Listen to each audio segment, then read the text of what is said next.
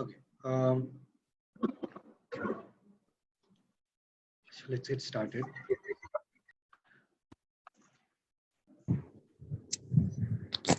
Yesterday, what did we cover yesterday? Regression, linear regression, right?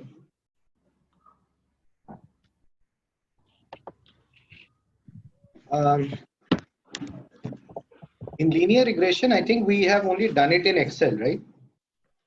Okay. So, Yes. how many ways can you do a linear regression in Excel? Two ways. One is by using solver. Second is by directly using the data analysis.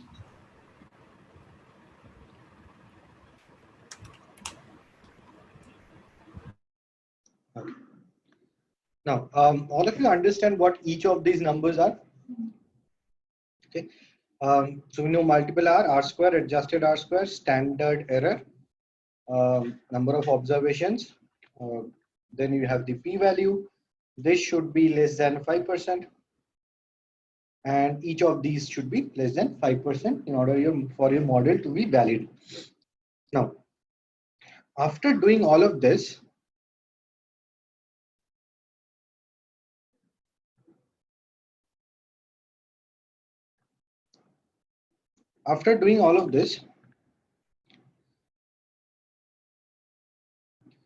what is the final output that you have had? You have a equation.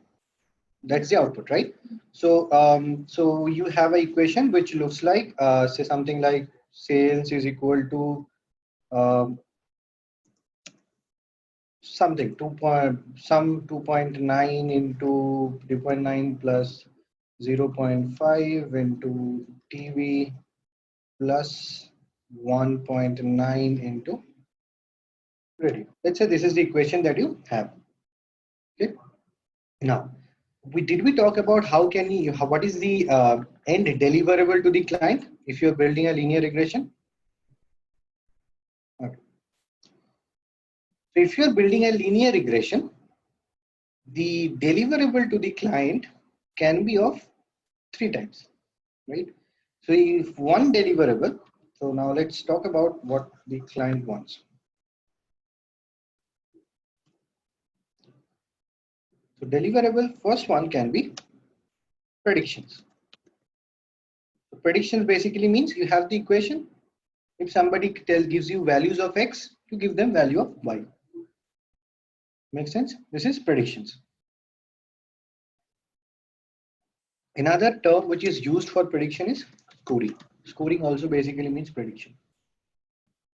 Now, second type of deliverable that is often required is basically drivers, right? So the client might ask you,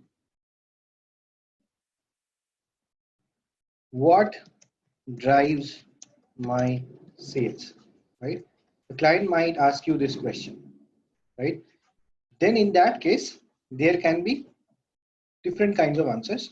One answer can be all variables that have significant beta, right? All the variables for which the p-value of beta is less than 5%, you can basically the final model. Those are the factors that drive your sales, right? Second is which factors are detrimental, right? Which factors are detrimental or negatively impacting your sales. So in that case, you give a list of variables with negative beta values, or similarly, they can ask you instead of detrimental, it can be incremental as well, right? They will give variables which are positive beta values. Make sense? Okay.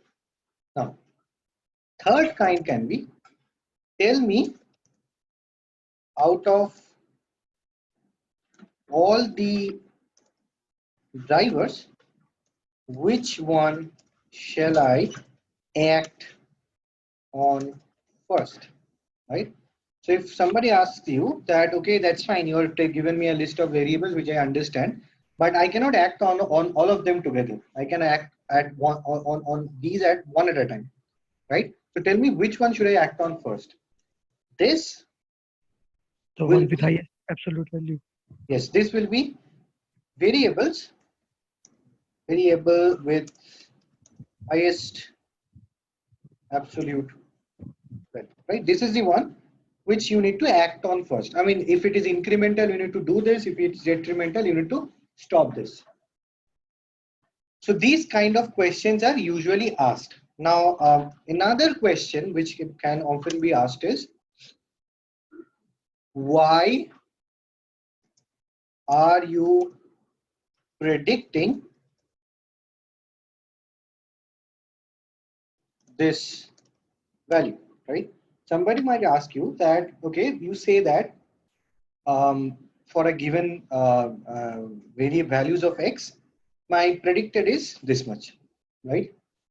They might ask you, why is this predicted this, right? Because they don't know. I mean, see, if you are interacting with people in business, often you will see that they are not from a very analytical background and they have their own set way of doing things, right? Now, if you tell them one fine morning that whatever you are doing is wrong and you need to do this, and if you do not do this, this much is your sales, right? Then they'll ask you why. Right? It's a natural question, why? So in that case, how do you give the reason why you are predicting a certain value? What do you think can be the reason?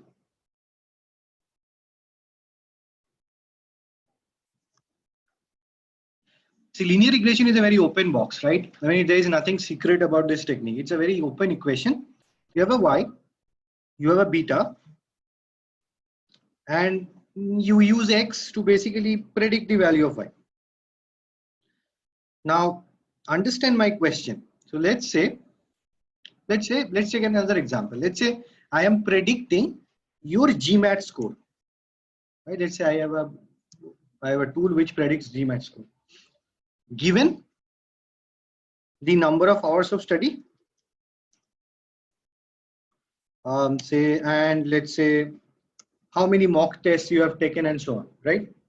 So all of you understand GMAT, right? GMAT MBA के लिए करते हैं. Okay. So let's say I am predicting this. Now, one of your clients has entered and that person was expecting a score above 700, right? And he got a predicted score of 400. So he might ask, why am I getting 400? Because I think that I should get 700, right? So how will you explain your answer?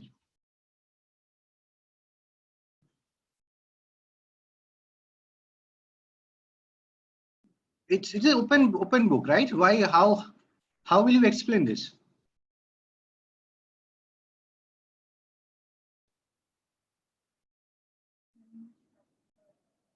Okay. So one explanation is you first have to tell that person or that client that, see, according to our analysis, we have seen that these are the factors which affect the GMAT score or the Y variable, right? And then what you have to tell is, according to our analysis, these are the betas that we have estimated. These are the weights that we give to these factors, right? And then you say that since, say, you have studied these many hours, that's why you have got a low scores. You have to figure out why. So if somebody is asking, why is my score low? Then you have to figure out, I mean, there are two things that can happen for a low value of y. One is the thing which is good is doing less. And the second thing is the thing which is bad is doing more. Both of them can contribute, right? Say, for example, in our TV, radio, and newspaper case, newspaper was detrimental, right? So if somebody was allocating all of their budget on newspaper, his sales will be low. Or in the other hand, if somebody was not allocating any budget to any of these channels, his sales will be low. Make sense? So what you need to do is you need to look at the values of beta into x. You need to calculate beta into x for each of the x variables and then figure out which is the highest absolute value of beta into x, because that is the highest contributor in your predicted value. Do you agree with that? The highest beta x is the highest contributor of the prediction. This is basically the reason why this is the topmost reason why you are predicting whatever you are predicting. Make sense? Say for example, if this guy has got a predicted GMAT score of 400 and you have seen that the number of hours of study is like really low and therefore the beta into x will also be low, then you will say that, see, this is the most important factor why we think that you are scoring this low. Do you see? It will not be only beta, right? It will be beta into x. The reason being, let's say I have so if it is just beta, right? So somebody might say that, okay, why do I need to look at beta into x? What I'll do is I'll just look at absolute value of beta, right? And if the absolute value of beta is low, then then that is not a factor. If the absolute value of beta is high, that is a factor. But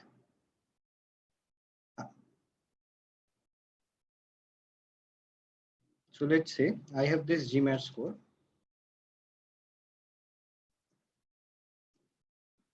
and this is equal to 100 plus 2 into number of hours of study minus 3 into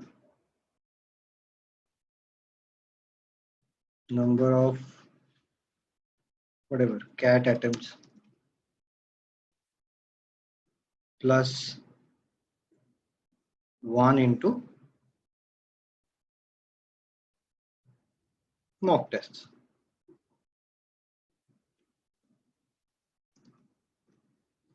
Now, if I just go by the absolute value of beta, which is the most important factor? CAT attempts, right? So let's say there's this guy who was expecting for 700, you have said 400. Now, if you just look at the value of beta, you will say that I think you have had too many CAT attempts, right? Because that's the beta. But it might be the fact that that person has attempted 0 number of CATs, right? Do you understand? And it might be any of the other 2 reasons. Does it make sense? So that's why you need to not only look at beta, but look at beta into x if you need to reason for one particular observation. If you just look at the beta, it gives you reasoning for the whole population.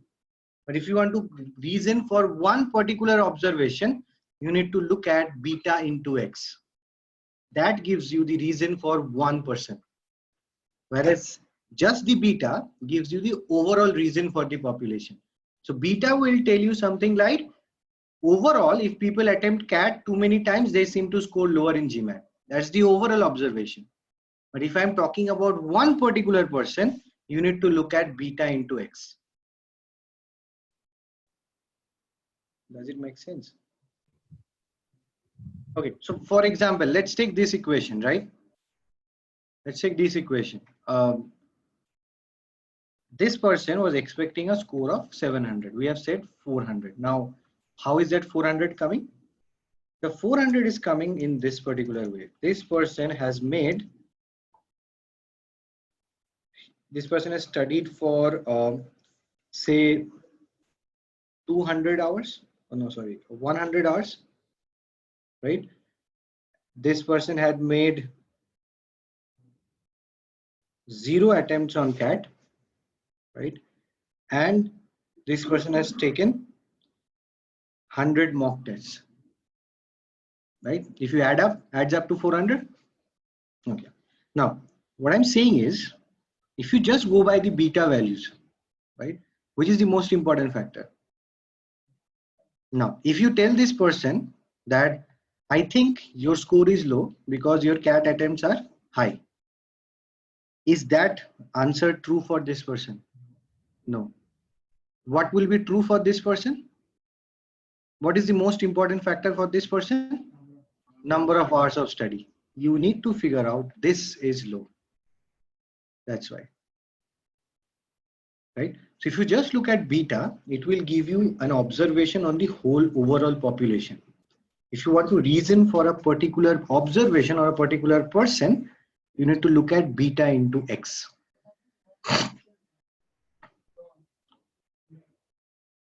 No, mock test is lower, but what is the most important factor? Which can drastically improve this? No, this beta is higher, right? This is 1, this is 2. No. What I'm saying is, if that person asks you, how should I improve my score? What will be your answer?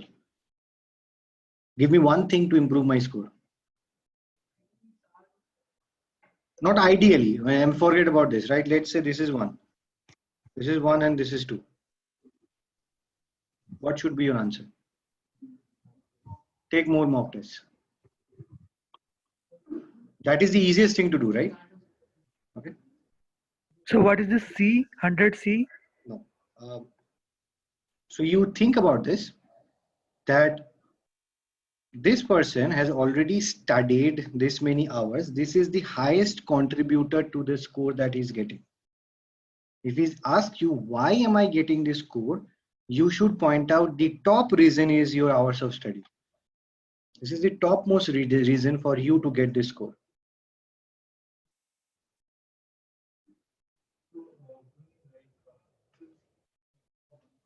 Yeah, one person. Yeah, if there are multiple people, the reasons will vary, right? Says that there might be another guy who has got a, say, predicted score of 500. Now for that person, the equation was totally different. For that person, it was 100, right? Plus 2 into, say, 50, right? 100 plus 2 into 50 plus 150 plus, I need to 350, 1 into 350, right? If this person asks you, why am I getting a predicted score of 500, your first and foremost response will be, since you have attempted this many mock tests. So basically, sir, we have to find out highest contributing factor. Correct.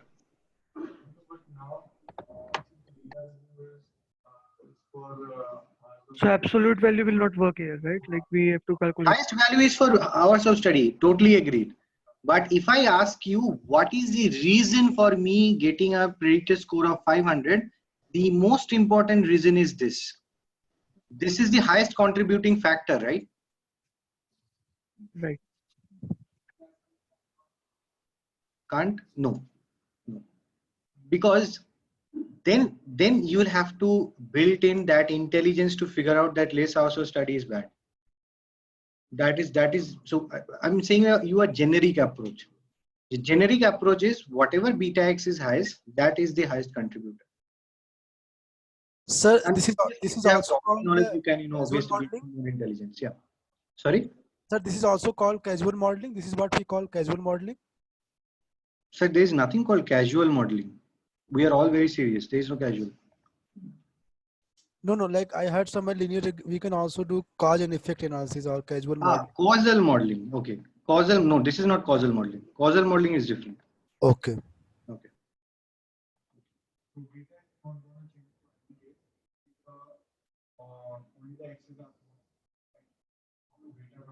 Beta, obviously you have an equation, beta is fixed. X will change. Okay, so these are the basically 3 different questions that you typically get when you when you build a regression, right? Either the client is looking for predictions or drivers or customized reasoning. Now,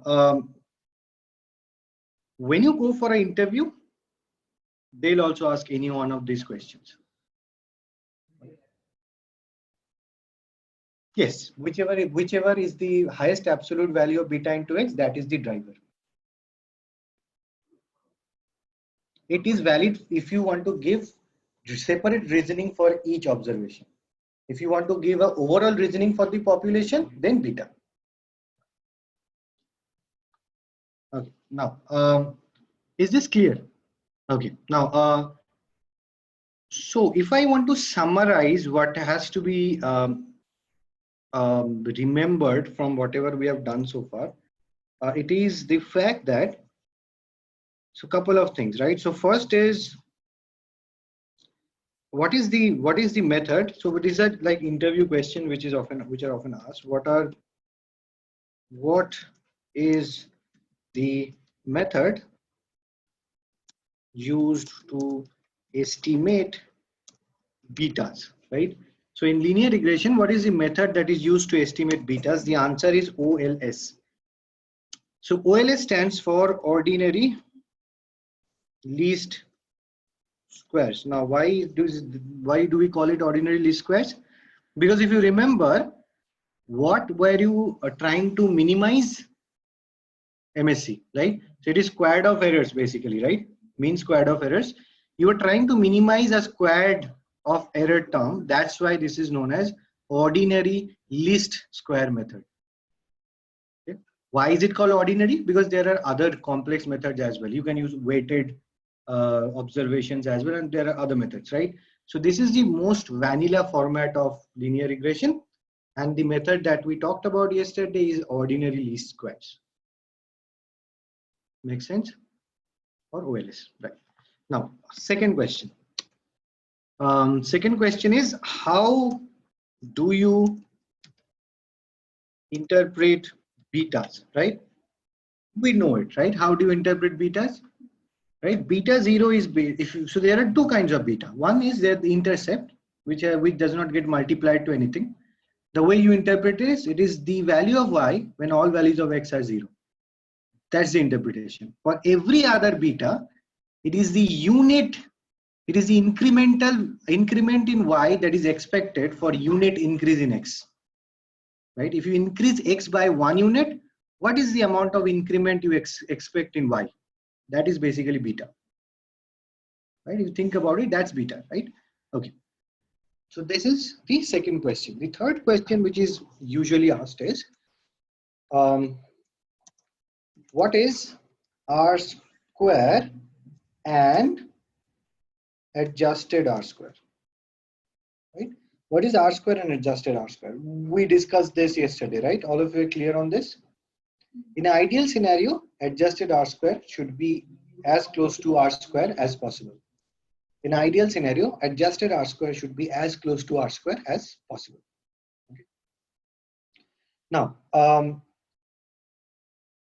apart from this,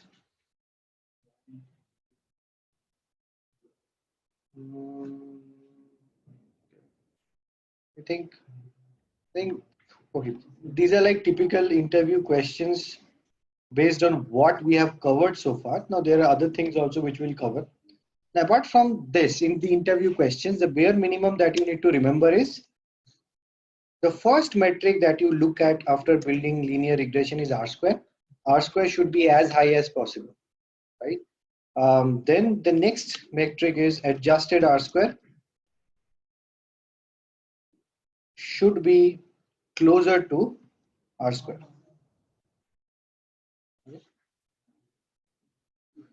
So R square will be between 0 to 1, right?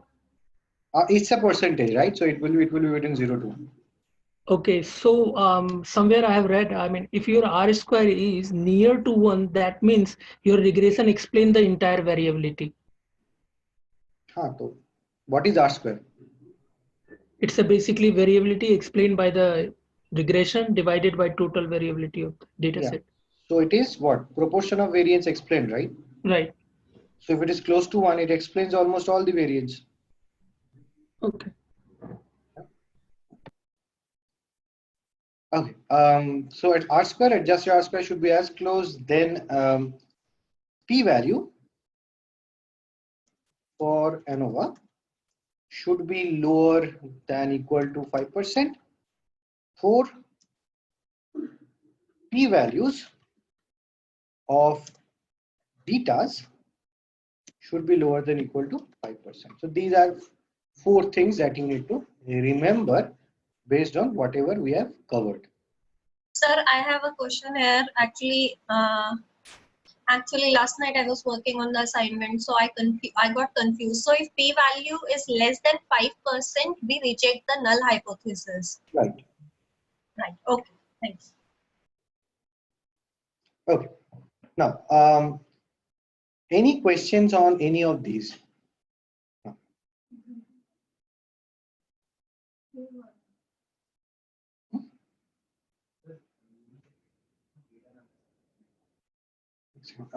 आप क्या बोल रहे हो?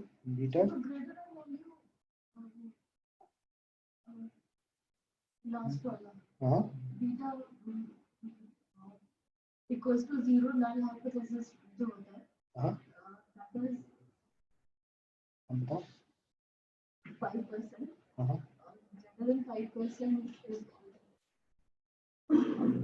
तो वो क्या sir आपने उल्टा नहीं null hypo what is the null hypothesis here?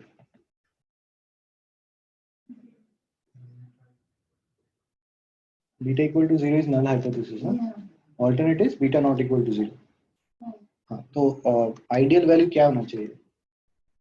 p का Beta not equal to 0. तो p कितना होना चाहिए? Greater than 5.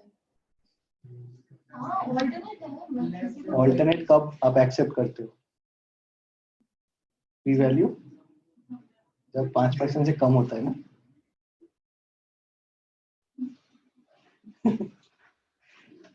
Okay. Okay. So p values 5% से नीचे जाए. एक typical उतना दिमाग मत लगाओ आप. p value 5% से हमेशा कम होना चाहिए. ठीक है. सर एक बेसिक क्वेश्चन है आई मीन जो हाइपोथेसिस से रिलेटेड है नॉट बड़ा होना चाहिए. Hello. p value मैंने बोला है बड़ा होना चाहिए. गलत बोला.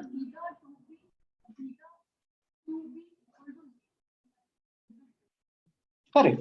हाँ तो बीटा को 0 होना चाहिए क्या? नहीं होना चाहिए ना, तो 5% से कम होना चाहिए. Okay, sorry. What was the question online? Sir, it's a basic one, but I got confused regarding a hypothesis analysis. In null, or what should be the null statement? What should be the alternate? Is there any thumb rule? Sometimes I got the statement and got confused. What should be the null? Or what should be? Null will always have a equal to sign. Okay, and null will always have an equal to sign. Always. Null will always have a equal to sign. Alternate will have either a greater than or equal to or a not equal to sign. Okay, thanks.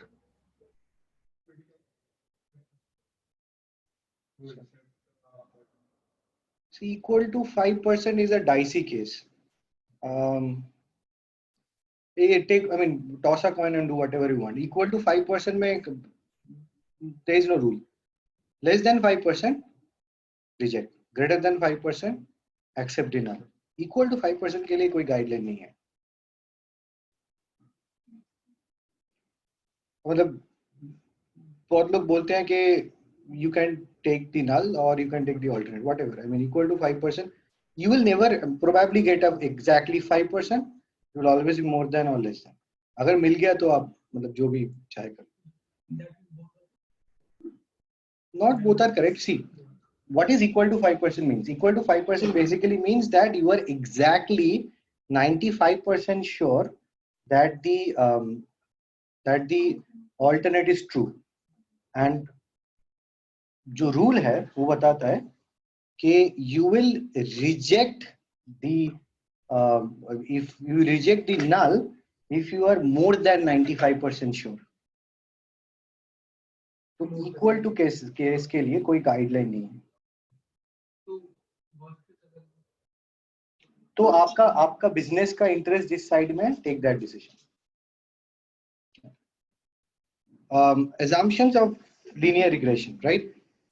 Now, ये जो linear regression में the hypothesis test that we are doing, all of these are only valid under certain specific scenarios, right? And in order to make them valid, we have a lot of assumptions that are taken during building the linear regression, right? So we have a lot of assumptions which are required to be A, tested and B, valid in order to be able to build a good linear regression. Now, how important is remembering this? This is the most important, right? All of the interviews I have taken or faced, irrespective of which company, irrespective of what position, they will ask you this for sure, right? So this is one question which is expected. Okay, so just try to remember this, right? And there will be a lot of new terms that we'll be seeing here, and I'll try to explain them.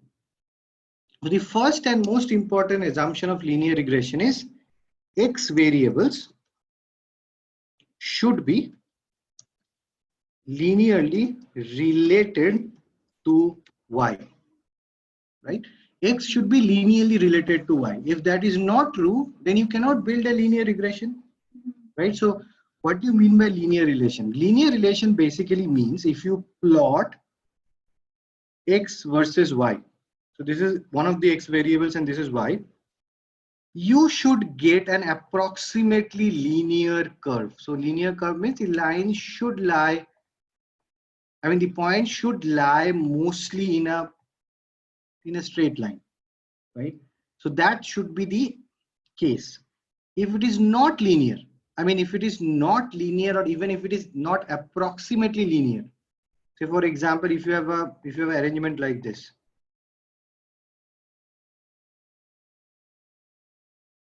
this is linear in no way, right? This is a clear polynomial.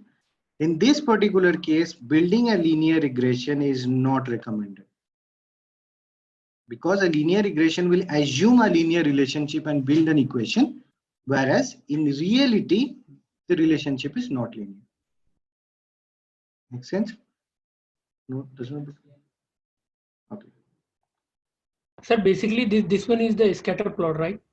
Yeah, this is scatter plot. So linearity basically means when you plot X versus Y, it should, most of the points should lie around a straight line. If they do not lie around a straight line, it means that the relationship is not linear. If the points are somewhat like this, right? They go up, come down, and again go up. Are these points lying in a straight line? No. But a linear regression, since the name is linear, it also always assumes that the relationship can be explained by a straight line. Right? So if the relationship is like this and you approximate this by a straight line, say if you build a linear regression, fine. I mean you can build it, but a line will probably be like somewhat like this, right? In that case, you will be over predicting and under predicting. Your accuracy will be really low.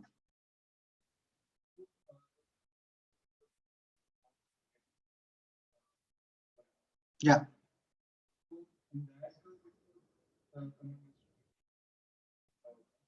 Which one was coming? That was the error gradient. That was error. This is different. This is X versus Y. Right? So here you see, if this is not linear, you cannot build a linear regression. The name is linear, right? So it has to be a linear relationship between Y and X. This is the first and foremost assumption. Sir, in scatter plot, some data points are up the straight line and some are down. What does it mean? Sorry? In scatter plot, yes, some data points are above the straight line and some are below the straight line. Yeah.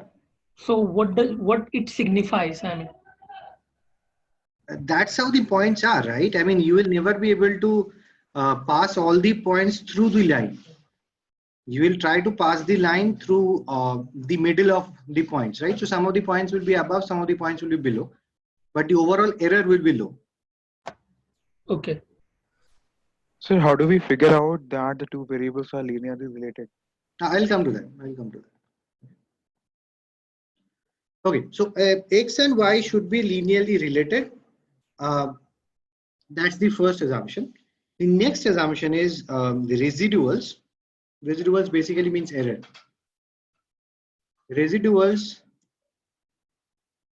or y should be normally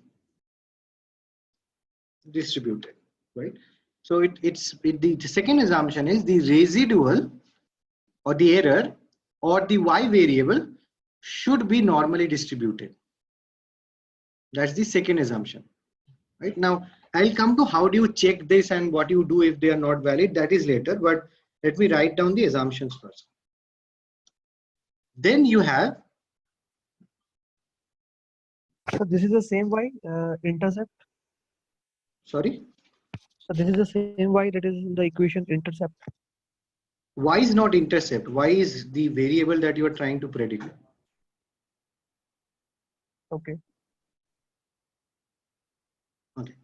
Residual should be normally distributed. Then you have the third assumption, which says that there should be no relation between x variables. So the scientific name of this is no multicollinearity, right? So what we assume is the x variables that you have no relationship between them. Okay, and a scientific name of this is multicollinearity. If there is relationship, we say that there is multicollinearity, right? The assumption is there should not be any multicollinearity. The fourth assumption is the variance of error should remain constant over values of y, right? And I'll explain what these mean later on, but the scientific name of this is no homoscedasticity, or no homoscedasticity basically mean heteroscedastic.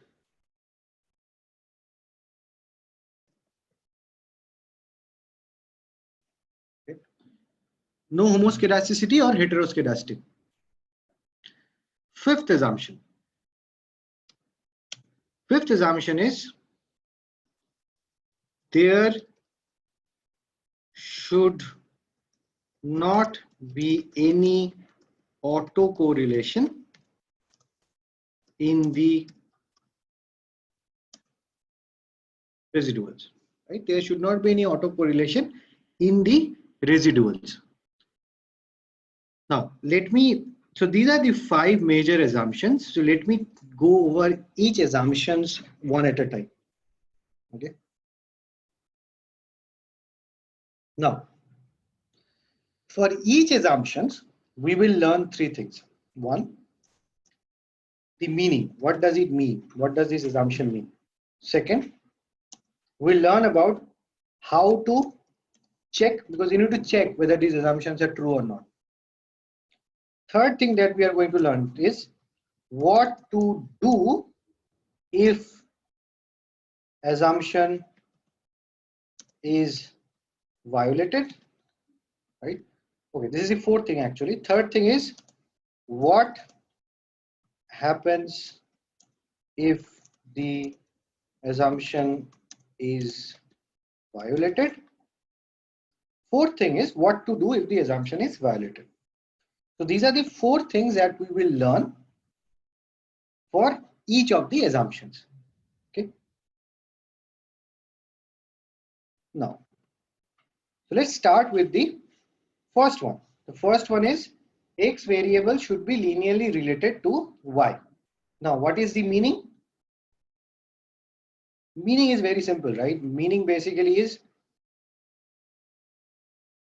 if you plot a scatter plot between x variable and y, it should be, I mean, most of the points should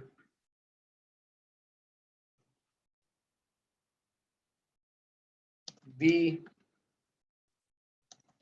around a line, right? Around a straight line.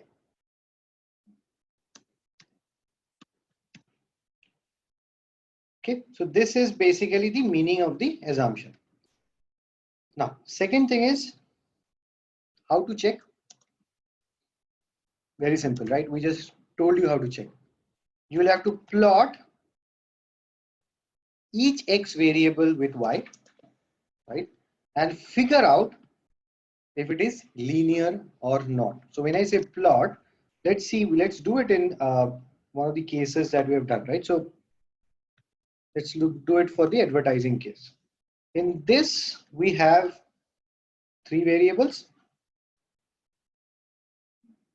Second, I deleted one column yesterday.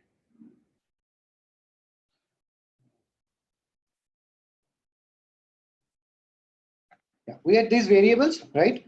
Now let's say if I want to check whether TV is linearly related with sales or not. What do?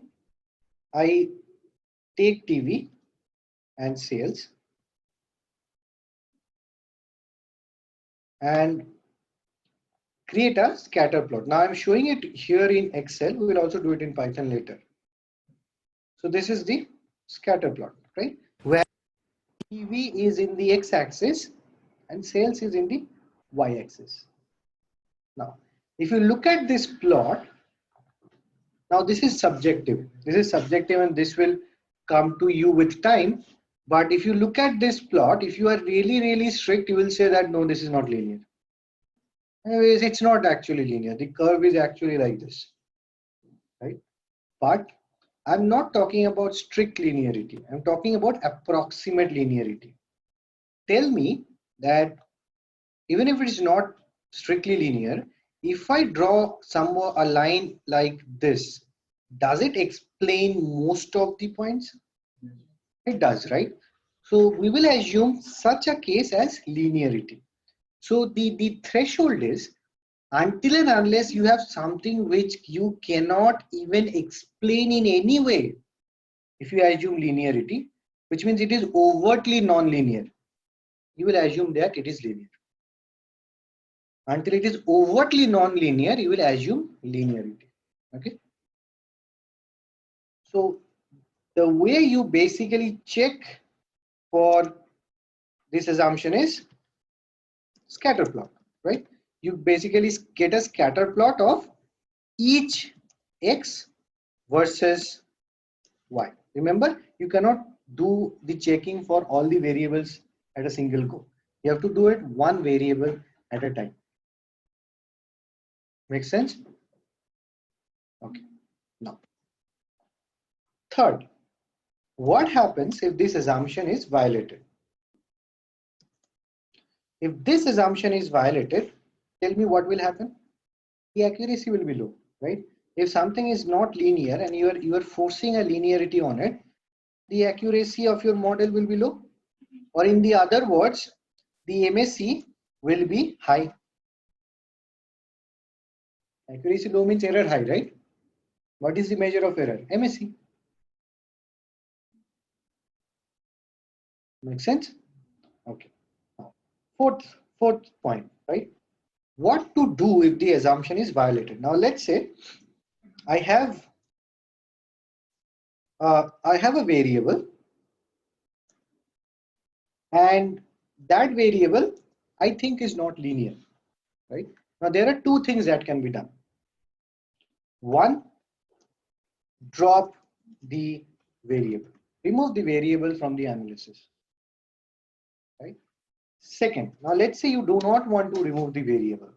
The only option that is left to you is take a log of that variable, log of this value, and then see if it has become approximately linear. Now, for example, in our case, we had this graph, right? Somebody might think that no, this is not linear, right? So let's see what happens if I take a log of this x variable, right? What I just do is I take a log of this variable. And now let's see what happens if I plot it.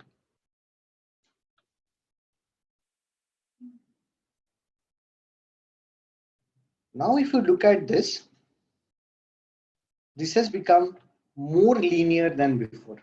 Now, if I want to draw a line here,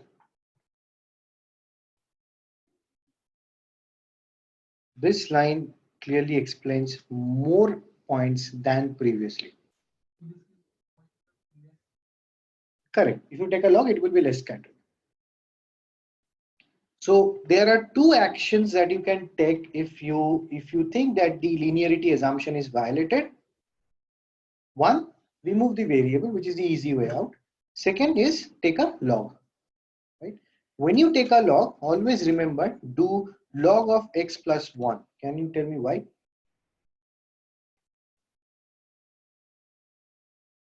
Because if x is 0, log of 0 becomes undefined. Right? So always ensure do x plus 1. If x is 0, if I take log of x, it becomes undefined. Oh, base is always e. Base is always e. Always in all scientific calculation, you always use e. Log 10 is for normal calculations. Sir, in the Excel example you had shown, you had not taken the log x plus 1. Yeah, I have not taken because I know there are no zeros. That's why. Sir, can you explain drop the What I'm variable? saying, I mean, always, when you are coding in Python, always take log of x plus 1. Because otherwise, if you in your data there is some 0, then you will get an error. Always take log of x plus 1. Yes, sorry, what do I explain? Drop the variable means remove the variable from analysis. remove the variable means, sir, in Excel we do have a data point. We should remove that. That you are Column. trying to. Column. Variable means column. Yes, in column the data point that we have, right? So Can you show me in Excel? That will be great. What I mean is, say if I say that TV and sales are not linearly related, Okay. from my analysis I will just delete this column. Okay. Make sense? Makes sense. Any questions on this?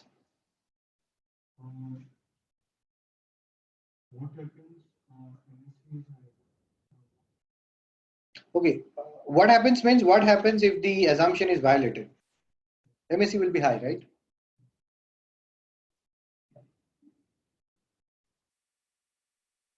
Clear? No questions? Okay. Now, second point. Second point is residuals or the y variables should be normally distributed. Right? Residuals or the y variables should be normally distributed. I will need a code to show this. So let me open up the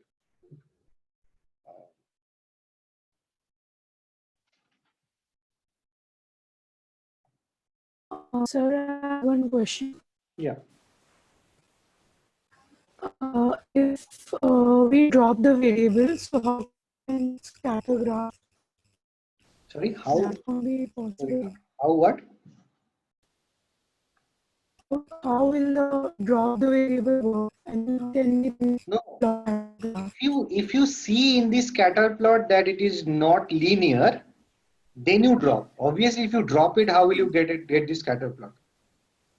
First, you see the scatter plot, then you think that if it is not linear, then you drop.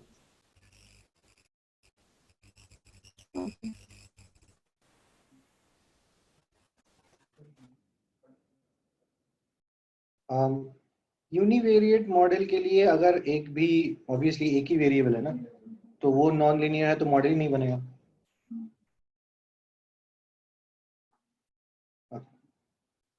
Now, coming to this assumption, right? Residuals or y should be normally distributed. Now, first point is meaning. Okay, what do we mean by this, right? What we mean is, all of you understand residual. Residual is actual minus predicted. So what it means is, if you have built a model and then you have predicted for every observation, and then you calculate the error for every observation. And then if you get a histogram of that error, that histogram should be bell-shaped. That's what it means. So the errors should be normally distributed. Make sense? Huh? Errors should be normally distributed, right? Or in other words, instead of error, what you can also do is you can check if y is normally distributed. If y is normally distributed, errors will always be normally distributed, right? You check any one of them. So that's why residuals or y should be normally distributed. So meaning basically it means that residuals or y, when plotted in a, all of you understand histogram, right? We discussed frequency plot and all of that, right?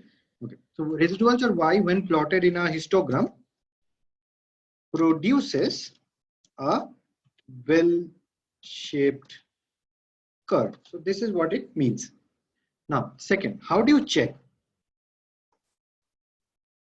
So can you please explain this first one? I mean, if you will plot y, then against what we will be plotting it for histogram, we will. You understand frequency plot, right? We had done it in our first class. What I'm saying is, if you get a frequency plot or the histogram for y, it will be a bell-shaped curve.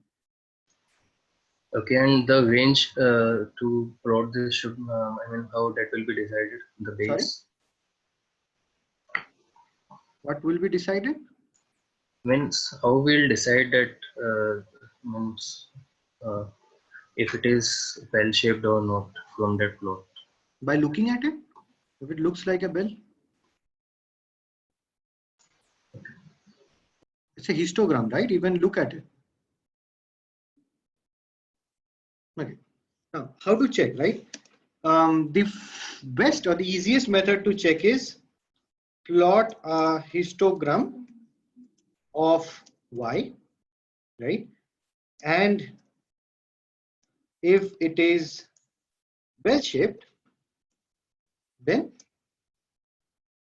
it follows normality, right? If it is bell-shaped, it follows normality. But here you see in reality, no y will follow the bell shape perfectly, right? So in that case, histogram becomes a very subjective way. I mean, for you, it might be bell-shaped. For me, it might not be bell-shaped, right? So a more accurate way or scientific way to do this is by building a QQ plot, right? QQ plot stands for quantile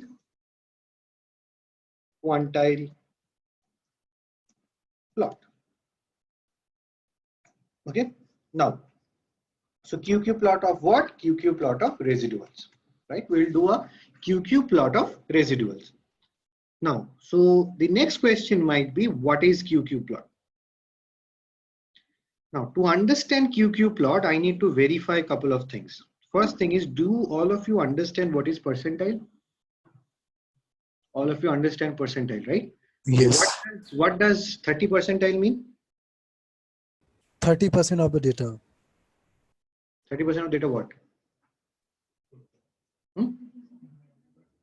Yeah, so 30 percentile means 30% of the values will be less than equal to that value, right? Okay. All of you understand this, right? Okay. So median will be what percentile? 50. Cool. So if you understand percentile, it makes my job easy. So now, basically, what we do is QQ plot is a plot, right? Plot means a graph. A graph has two axes. Okay. So let's understand what is in the x-axis and what is in the y-axis of the QQ plot. In the x-axis, we have percentiles of standard normal. Standard normal will have percentiles, right? What is the 50th percentile of standard normal? 0. 50th percentile is 0, right? Okay. So in the x-axis, we have percentiles of standard normal. In the y-axis, what we do is we have calculated residuals for each observation. What we do is we convert residuals into something like this. If Ri is the residual for ith observation, from Ri we subtract the average value of Ri. Right? So average value of Ri, and then divide the whole thing by standard deviation of Ri.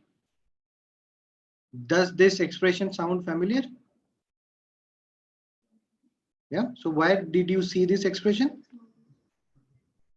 That's the z-score of Ri. Correct. So now, what is our assumption here? Assumption here is residuals are normally distributed. If residuals are normally distributed, what is the distribution of this quantity? Standard normal, right? Now, let me ask you one thing. If I plot 1, 1, 2, 2, 3, 3 in a two-dimensional plane, what do I get? A straight line with 45-degree angle. Agreed? Now, if I have Ri is if Ri is normally distributed, then this expression is standard normal. It is in the y-axis. In the x-axis, what do we have? Standard normal. So in the x, so we basically plot percentiles of this, right? So in the x-axis, we have standard normal. In the y-axis, we assume that we also have percentiles of standard normal. So what should we get ideally? A 45-degree line, right? Exactly. So I'll show you how this plot looks like for one of the case studies which we'll do later, right? This is the QQ plot, right? So this is the 45-degree line. The red line is the 45-degree line, which is expected if residuals are perfectly normal, right? Theoretical quantiles mean theoretical values of normal distribution. Then you have order this quantiles, right? So if most of these points are actual observations, right? If most of the points lie on this straight line, it means what?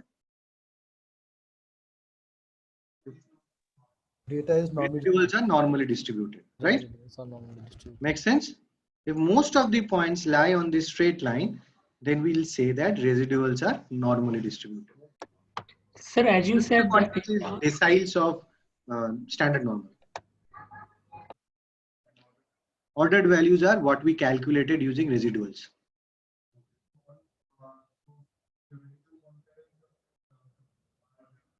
Computed back in T from the Z table they come.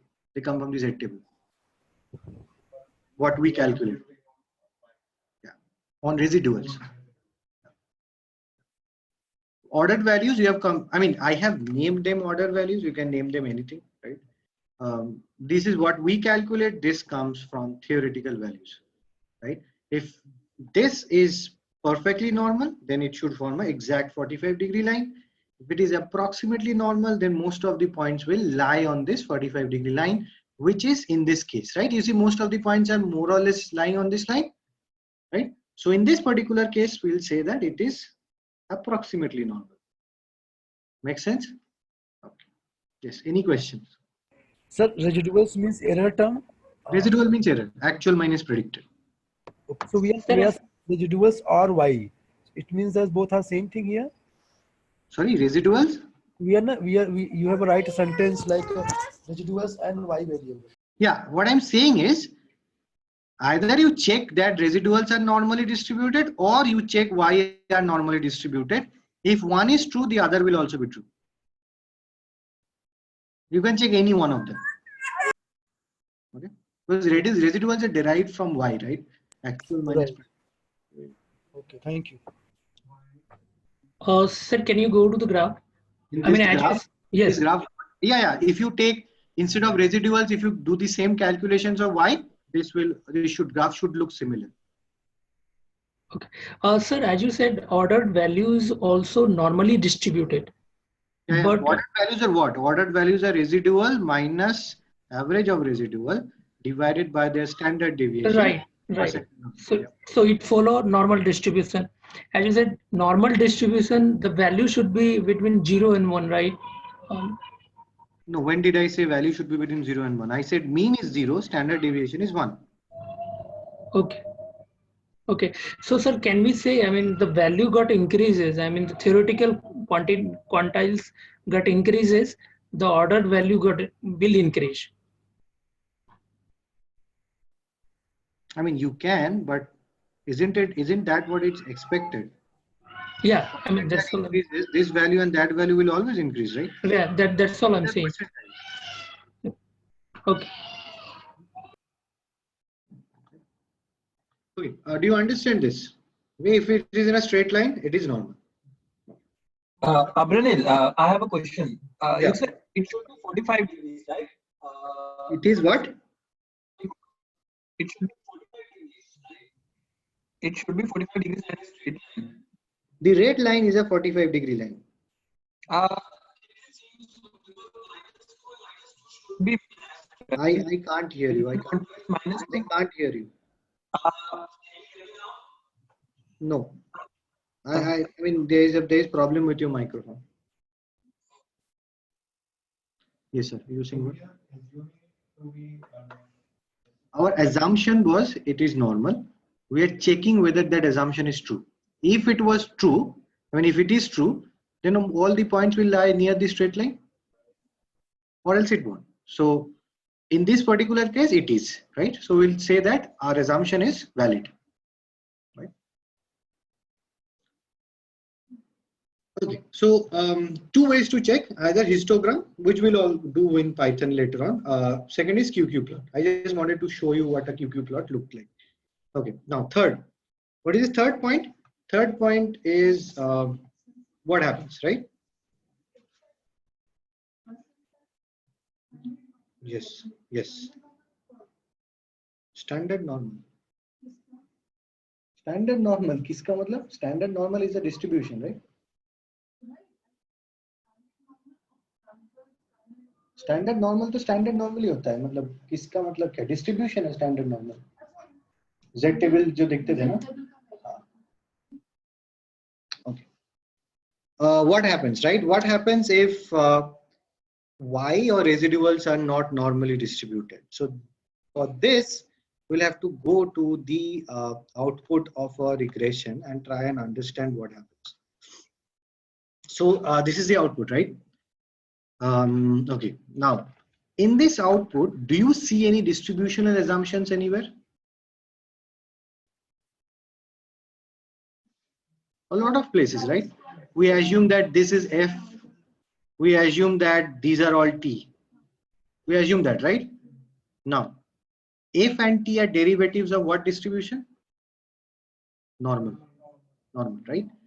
In order for this to be f, these two have to be chi-square. In order for this to be chi-square, this has to be chi-square, right?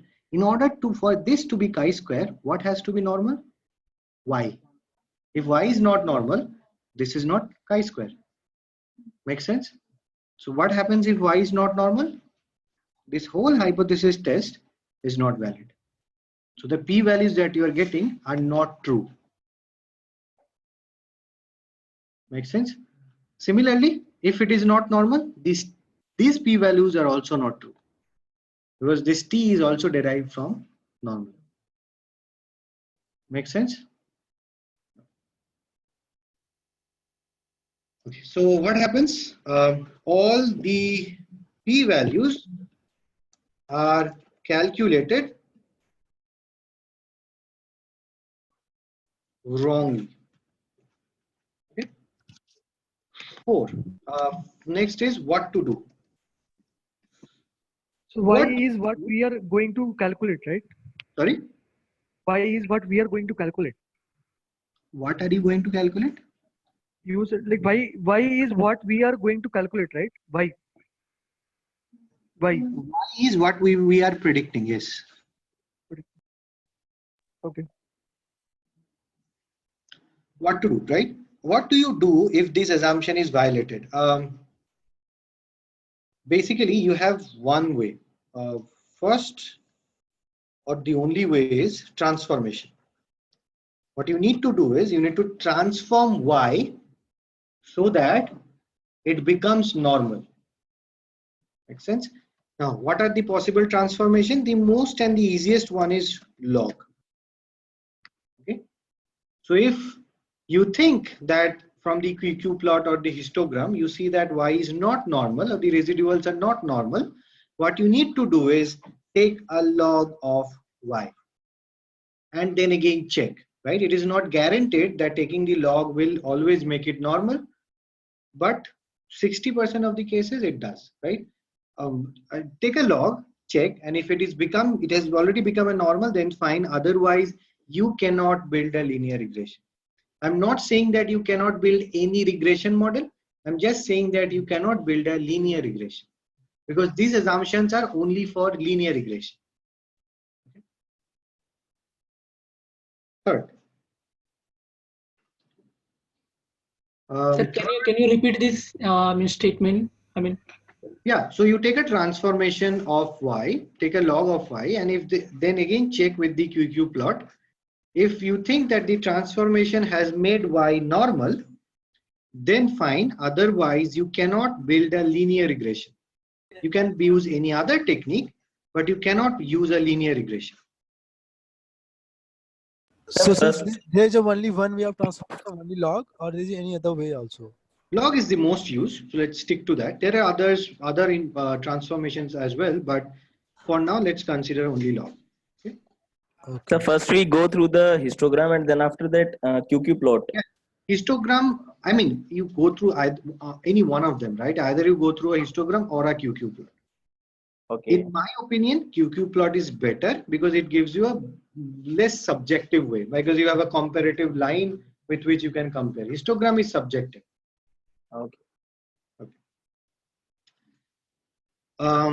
Next, the third assumption is there should not be any relationship between the X variables. Now, what do I mean by that? It basically means that all the X variables that you are using should not have any relationship or any linear relationship among themselves. Right? If it is polynomial, we don't care. It should not be linear. Okay. Now, X variables should not have any linear relationship amongst themselves. Now, remember, the relationship between X and Y should be linear, but within X, there should not be any relationship. Now, I have seen questions that like, okay, should we drop variables which are highly related with Y? No, you should not drop variables which are related with Y, because that is good. You should drop variables, or you should do something about it when you have X variables which are related to each other. Example, let's say I want to build a regression equation where I predict the income using say height and weight, right? Now height and weight are strongly related to each other, right? Ideally, you should not build a model with X variables which are strongly related to each other, right? Why? The reason is very simple. If X's are strongly related, that means the X variables have information which is present in each other. Right? Well, when are variables strongly related, right? So when I say height and weight are strongly related, it means they have the same pattern. Why should I use a variable repeatedly, right? Why should I repeatedly you have the same information in my equation, right? So that's why. Apart from that, there are other reasons also, but that is a very intuitive reason. Why do you want to repeat the same information in your model? Makes sense. If two X variables are related, that means they are basically quantifying the same information. Why do I need to have the same information repeated twice? Okay. Now, how to check, right? There are two ways to check this. First is calculate.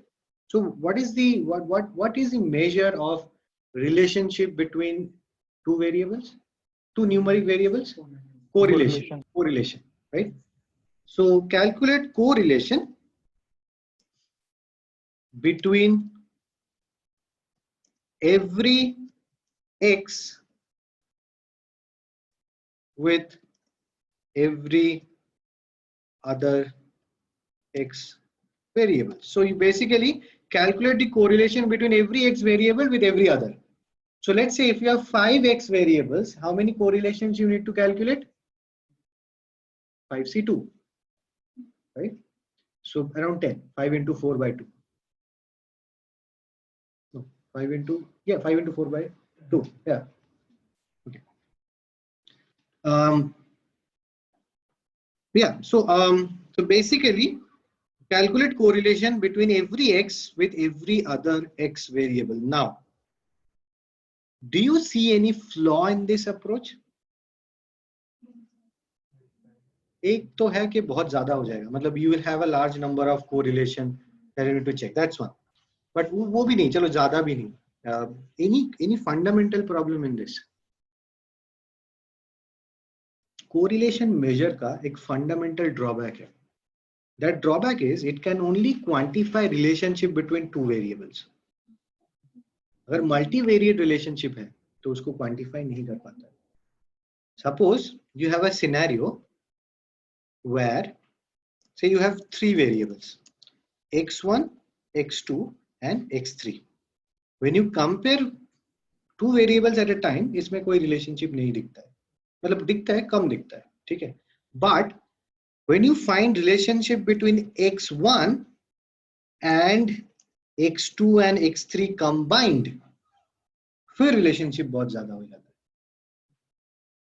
है. It might happen, ना? So for example, if I look at your income, your say age and your education, maybe income और age के बीच में उतना ज़्यादा correlation ना हो. Maybe income और education में भी उतना ज़्यादा correlation ना हो. पर education और age को जब combine करते हैं, तो income के साथ बहुत ज़्यादा relationship वो दिखाता है. ऐसा हो सकता है ना? Right? So that's the problem with calculating correlation, because it only can show you relationship pairwise. Whereas in reality, you might have a complex multivariate relationship. Sir, in this example, so Yeah. x1 with x1 we will compare x2 and x3. Yeah. Again, x2 will be fixed. We will compare x2 with the x1 and x3. Something like that. करेंगे, we will talk about this. But do you understand कि pairwise relationship हमेशा जरूरी नहीं है कि वो ज़्यादा हो. ऐसा हो सकता है कि multivariate relationship हो. Okay. Now, the way we measure such kind of relationship is by using a quantity known as VIF. VIF stands for variance inflation factor, right? VIF stands for variance inflation factor. Now, what is VIF? Now, to understand the calculation of VIF, let's go to Excel and let's say you have a Y and you have 3 X variables, right? Now, what we are trying to ensure is these 3 are not related to each other, right? They might be related to Y, which is good, but these 3 should not have any relationship, right? Now, what VIF does is, VIF will give you a number corresponding to each variable. You will have a VIF of x1, you have a VIF of x2, you have a VIF of x3. You have a VIF is a number which will come out for each x variable. Now, how is that number calculated? So VIF, when I am calculating VIF for x1, it is basically 1 by 1 minus r square. 1 by 1 minus r square. Now, you might ask, what is this r square? This r square must be corresponding to a linear regression, right? Because r square is part of a linear regression output. This r square is coming out from a linear regression where we are trying to predict x1 using x2 and x3. Now, this is a multivariate relationship, right? We are predicting x1 using rest of the x variables. And if we see that in that equation, r square is really high, it means what? The information in x1 is already present in the other variables. So I don't need x1, right? Makes sense? Now, if R square is high, is VIF high or low? High, high. 1 by 1 minus R square, right? The threshold of VIF is, if VIF is greater than 10, then you can drop the variable. Why? VIF greater than 10 means R square is greater than 90%. What does 90% R square means? 90% R square means 90% of the information that is there in the X variable is already present in the others. So I do not need that variable with me. 90% of this information is already present in the others. For 10%, I don't need a variable. Does it make sense? So that's why what we'll do is we'll calculate VIF for each and every X variable. And whichever X variable has a VIF greater than 10, we will drop them from the analysis. Okay. So variance inflation factor, this is how to check. Now what happens if all the now what happens, right? What happens when what you need to do is, if VIF is greater than 10, drop the variable. Sorry, what to do में ये आएगा. What happens मैं बताता हूँ. ये what to do में आएगा. What to do means if the VIF is greater than 10, you can drop the variable, right? And this you can do if you have multiple variables with VIF greater than 10, you can drop all of them together. Doesn't matter. There is no iterative process in this. Make sense? Okay. Is this clear? Sir, how you have calculated VIF? Can you show us again? VIF is 1 by 1 minus R square. Yeah, so R square, how you have explained how we have created the R square? So if you build a linear regression where you try to predict x1 using x2 and x3, you will get a R square for that linear regression, right? Right, right. So I will calculate 1 by 1 minus that R square. If that is greater than 10, then I will drop that variable. Okay, from same linear regression, we took the R square and then do the calculation. Correct. Same मतलब x1 को जहाँ पे predict कर रहे हो ना वो linear regression. तो y वाला y कभी गया ही नहीं है y पे अभी x पे चल रहा है. x2 and x3 मतलब बाकी के जो x है.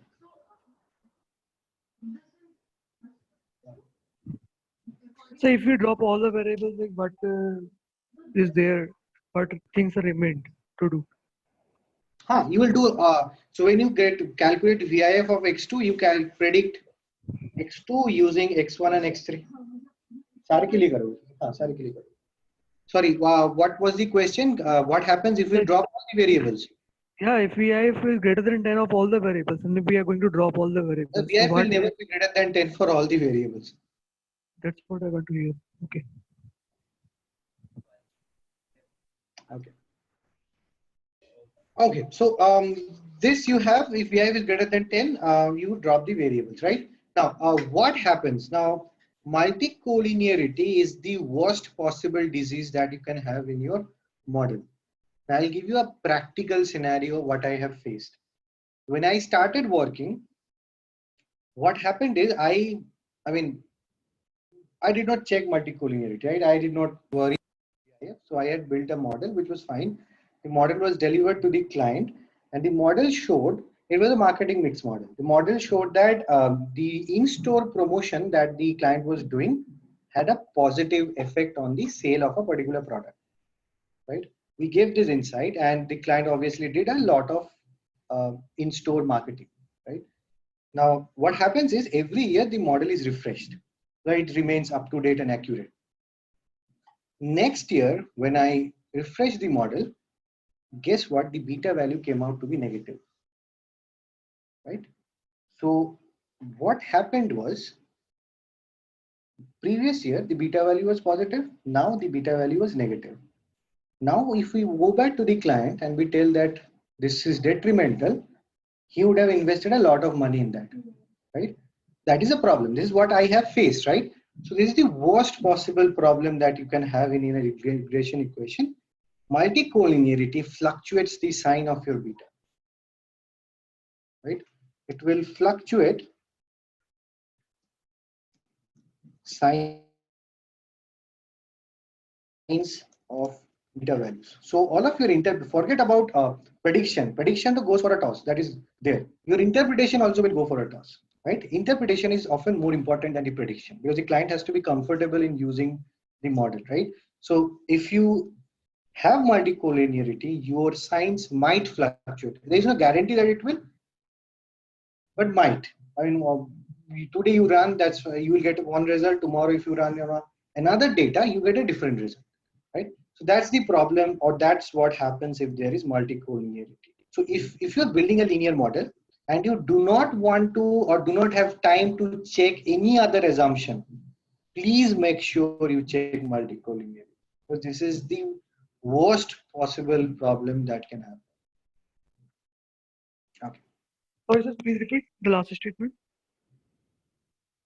Check multicollinearity if you don't have time to check others.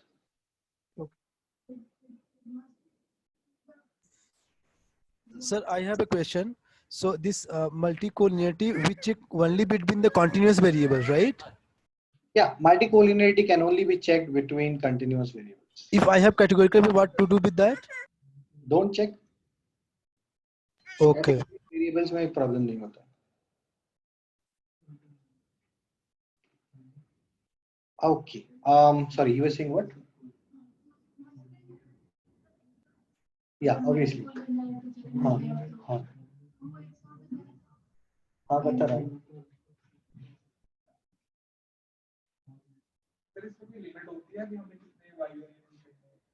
Y variable से एक ही होगा, जितना ले सके हो. X का कोई लिमिट नहीं होता.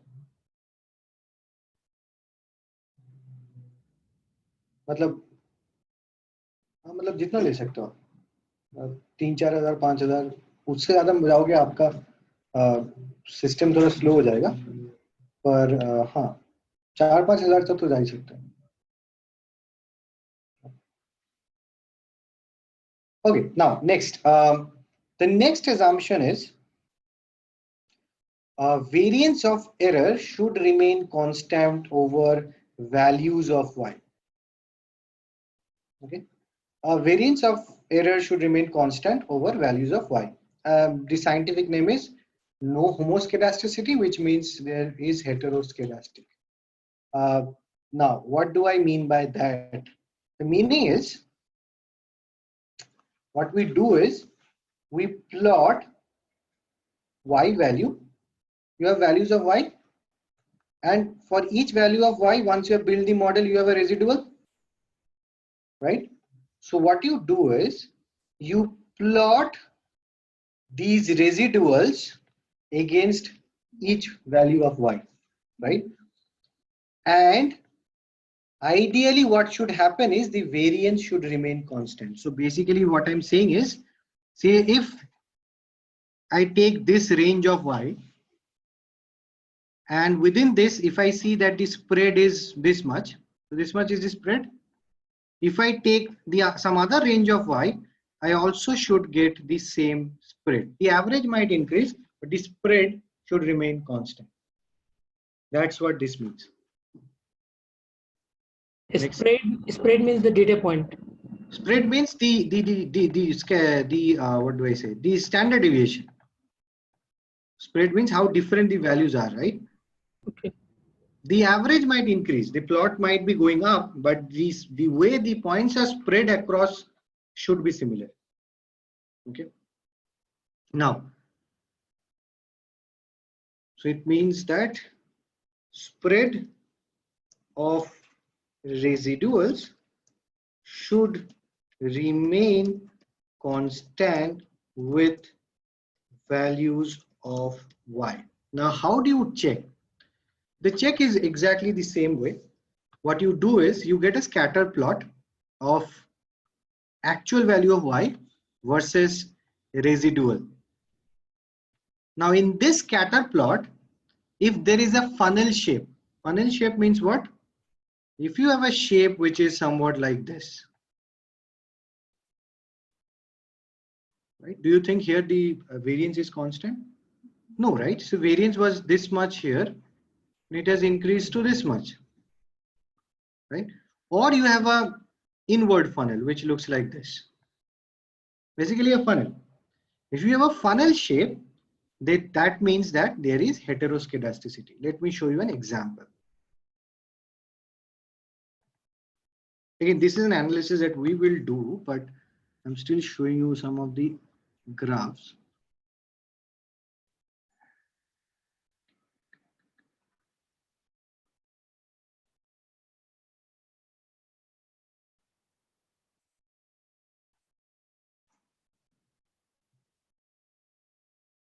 Yeah. If you look at this graph, now this is Y, this is residual. Okay. Do you think the variance is constant? No, right? Because here this much is the spread. Here the spread has increased this much, right? And if you think about it, this is a funnel, right? So if you have a funnel shape in your plot, it means that there is heteroscedasticity present. Make sense?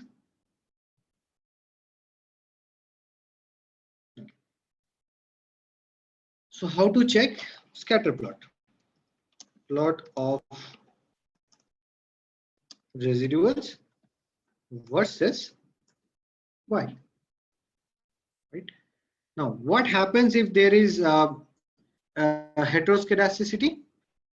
Your p-values are not accurate. The problem is if there is heteroscedasticity, again the distributional assumptions get skewed up, right? So all of your p-values now become not accurate, right? What to do? Again, the only thing that you can do is transformation. And within transformation, the only thing that you can do is take a log of y. So log is like penicillin in mathematics, right? It can cures most of the problems. Now,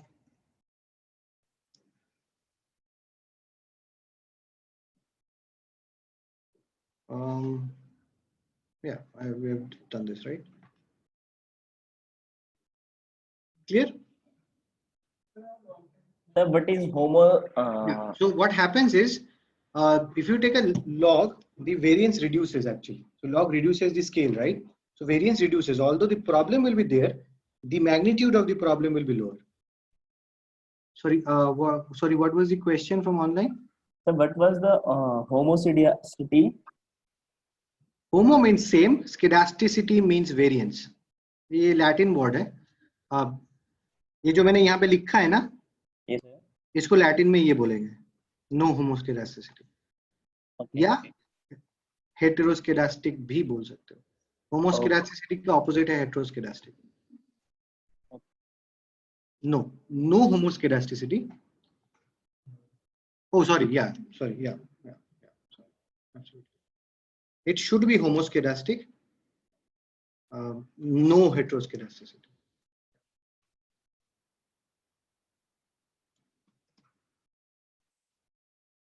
Answer in the above 1/3 assumption, it could be no multicollinearity, or it could be multicollinearity. No, multicollinearity should not be present.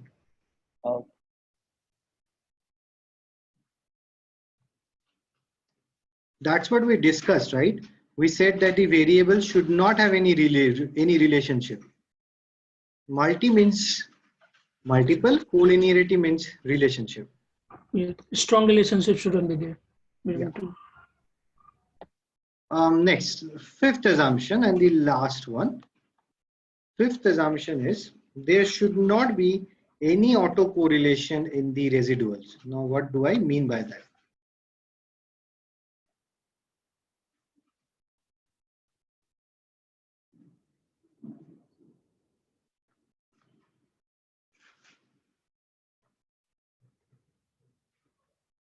Okay, so what do I mean by no autocorrelation? No autocorrelation, yeah. So to explain this, let's go to Excel and then I will try to explain. Now let's say I have a value of y and I have after I build a model and I have a predicted y, right? So if I have a y and a predicted y, I can calculate an error, right? Which is actual minus predicted, right? So let's say I am putting some random values here, right? So let's say I have how many? I have 10 observations and these are their errors for some actual and some predicted. Autocorrelation basically means what I'll do is I'll calculate a quantity known as lead error. Lead error. Lead error basically means error from the next observation. Right? Sir, there are two columns you mentioned y, predict y. So y Yeah. is the value we are going to predict. Y is the actual value, predicted is the value that you are getting from the equation. Okay. Error is residual. Then you have lead error or lead residual. See, residual means what? What remains, right? Error is what? What remains after you are building the model. Okay, so you calculate first lead residual. Lead residual is what? Residual from the next observation. Next observation means observation which is in the next line.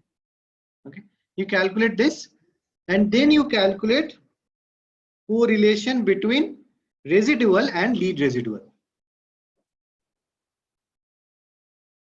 Okay, so you calculate correlation between the residual column and the lead residual column. If this correlation is really high, then it means that there is autocorrelation. Auto means with self, right? Auto means with self. Autocorrelation means correlation with its own values. Now, in which case can we see this kind of a phenomenon? You will see this phenomenon in a time series kind of data where you are repeatedly observing certain thing over time. Say for example, one of the variables in regression that I'm using is everyday sale from a particular shop. Now you see today's sale is dependent upon, I mean there is a high correlation between today's sale value and yesterday's sale value. Similarly, there is a high correlation between today's sale and tomorrow's sale. If I have a variable like that, that will cause a problem of this autocorrelation. Sir, correlation is very high. So how you have decided it's a very high? I'm coming to it. I'm saying if it is very high, then this is the problem, right? I'm not talking about how high is high. That's not, I've not gone there. Okay. Okay. Okay, so if you calculate residual, you calculate lead residual, if the correlation between them is high, then we'll say there is autocorrelation present. Just residual from the next value. Because I've kept a function here, right?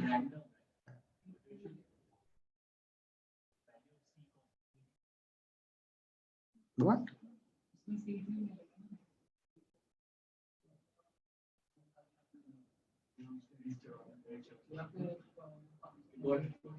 Got it, right? Okay. So if this correlation is high, then there is a problem of autocorrelation. So autocorrelation basically means correlation of residuals with lead residuals, right? How to check? Now to check this, we will calculate a statistic known as DW statistic. Full form is Durbin-Watson statistic, right? If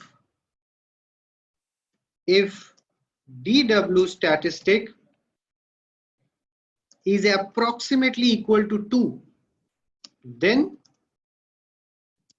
no autocorrelation. If it is anything apart from anything drastically different from 2, then we'll say there is autocorrelation.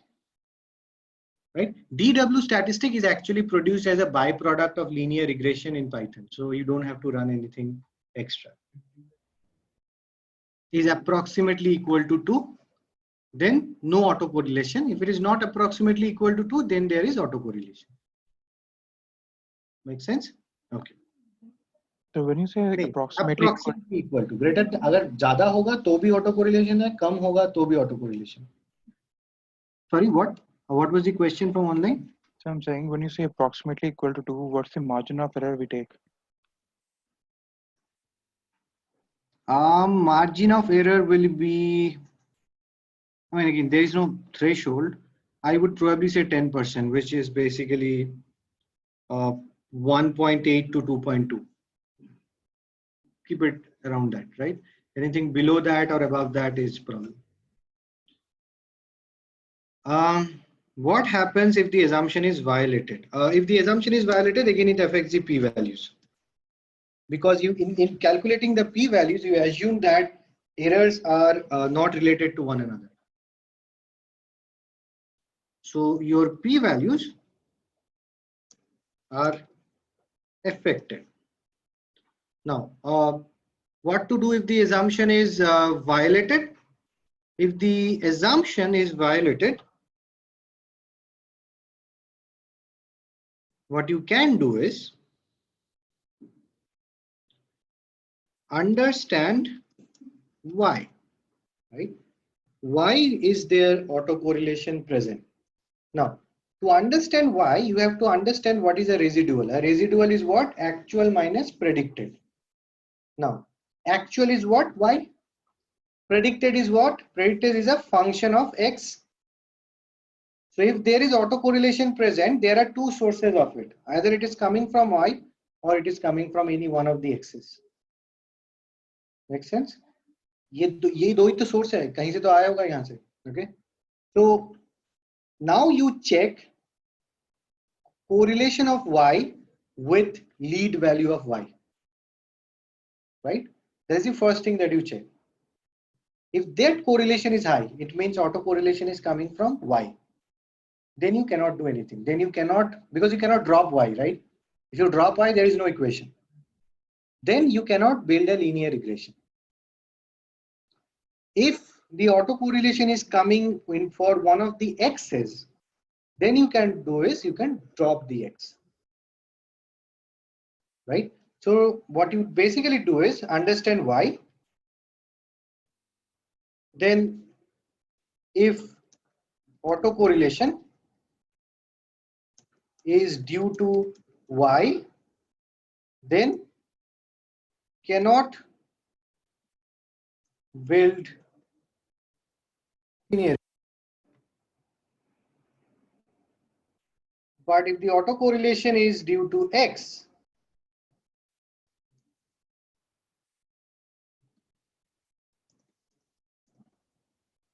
then drop that X. Right? If you drop that X, then the autocorrelation problem will not be there. Make sense? Okay. So these are the 5 assumptions, their meaning, what to do, what happens, and how to check.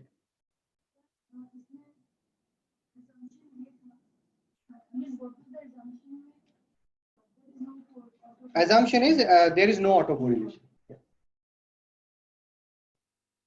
Abranil, I have one question. Can you go to the Excel sheet? So here we have we will have a Y value, and we will have a predicted Y that we have predicted, and then we have calculated residual, means the error one. And why? What is the significance of lead residual? I mean, what we are doing in lead residual, only we are avoiding the first value of residual, right? So lead residual basically means residual from the next value. I want to calculate correlation between residual and its next value. So I need to have those next value in a different column, right? Right. That's the only one thing. The difference between the residual and the lead residual is You are in lead residual, you are avoiding the first value and assign to the, I mean, against residual. Lead residual is residual from the next observation. So what I'm saying, Abhiranal, I mean, as you can see, 0.63. I get it, right? So, but what is your point? If I need to calculate this correlation, I need to have this column, right? So that's the reason. So I'm not able to understand basically why we use lead residual. I mean, what is the significance in, I mean, if I want to know that sequential values of residual are related to one another, how do I do it then?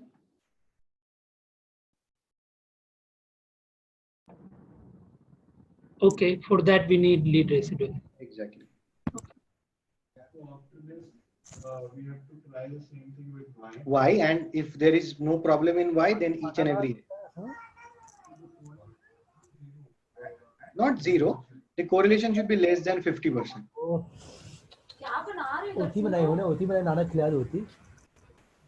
ये तो मैंने random example लिया है ना, ये तो random values लिया है यहाँ पे, तो ऑब्वियसली यहाँ पे लेस ही होगा ना, कोई पैटर्न नहीं है। कैसा है खाना? You see, right? It is random. In this case, there is no autocorrelation.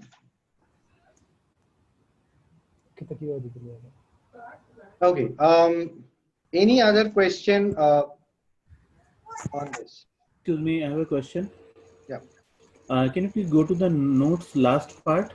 You mentioned two things. Yeah. Yes. Understand why. So how to identify these whys? How to identify? You already have y, right? No, WHY actually, like two parts. If autocorrection is due to y, then cannot build LR, and autocorrection is due to x. So how do we identify these two things? You calculate correlation between y and lead of y. Yeah. If that correlation is low, then there is no problem in y. Then you do the same thing with each and every x. All right. So we did it before, right? The correlation between the x variables and dropping the x's, right? We did it. We did correlation between x with other x. I'm talking about correlation with x with its own values. Okay. There's a difference, right? Yeah. Got it now. Yeah. Thank you. Okay. Anything else?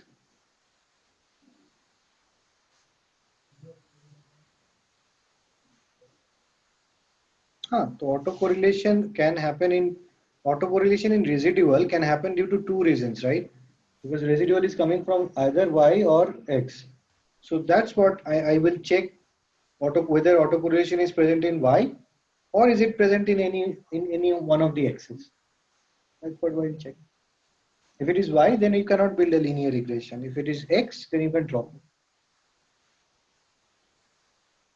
Okay. Cool. Now let's take a break. So it's 3:47. So let's take a 10 minutes break and we'll start around 4.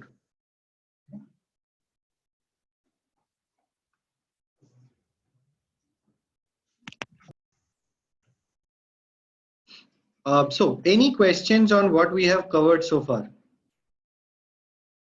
Linear regression ka theory is done.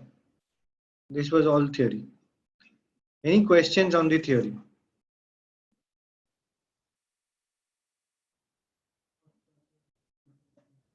How to?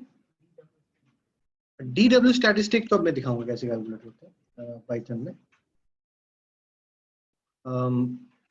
Anything else? कोई question नहीं है? Clear है? Okay. Now let's try and do or build a linear regression in Python, right? Now the first linear regression that we are going to build in Python is for a case study known as car sales case study. So what is the background? The background is here we are trying to predict how many cars we will sell given the different aspects of the car, right? The sales of a car depend upon features, right? So features can be manufacturer, features can be what is the model of the car, feature can be what is the resale value, whether the car is a passenger car or a normal car, whether its price is high or low. Then you have the engine size, horsepower, wheelbase, weight, length, curb weight, and so on. These are different factors of a car basis which or on which the sales will depend, right? So what we'll do is we will try to predict the sales, or we'll try to build a model to predict sales using all the X variables, right? So this is the model that we are trying to predict. Now this is a good mixture or a good data set to work with, because you see we have categorical features as well as numerical features, right? So this is a good data set to start with. Now when we want to build this model in Python, the first thing that you do when you are doing any analysis in Python is you import the modules, right? The modules that we will be primarily using are OS. OS is a module which is used to set the working directory and printing the working directory and so on.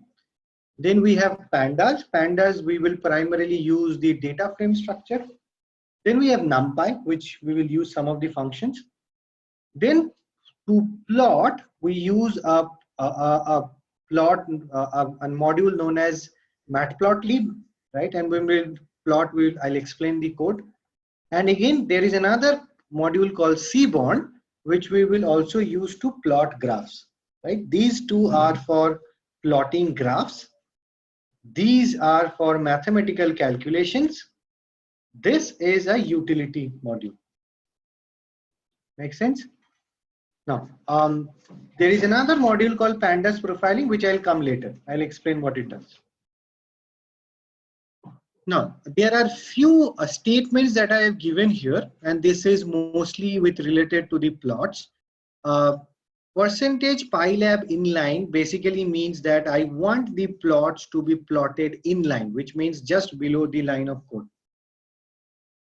Then I basically set the size of the plot and say that I want grid within each graph, and also plt.gray is the color scheme.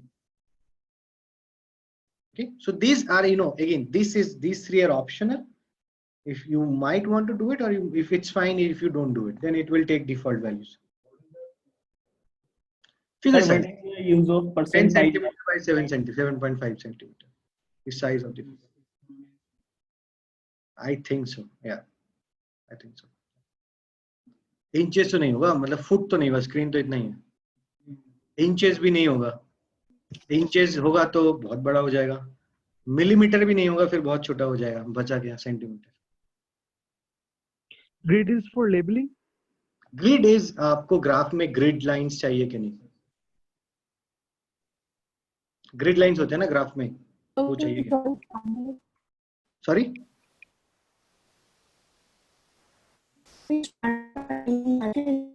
I can't hear you. Sorry,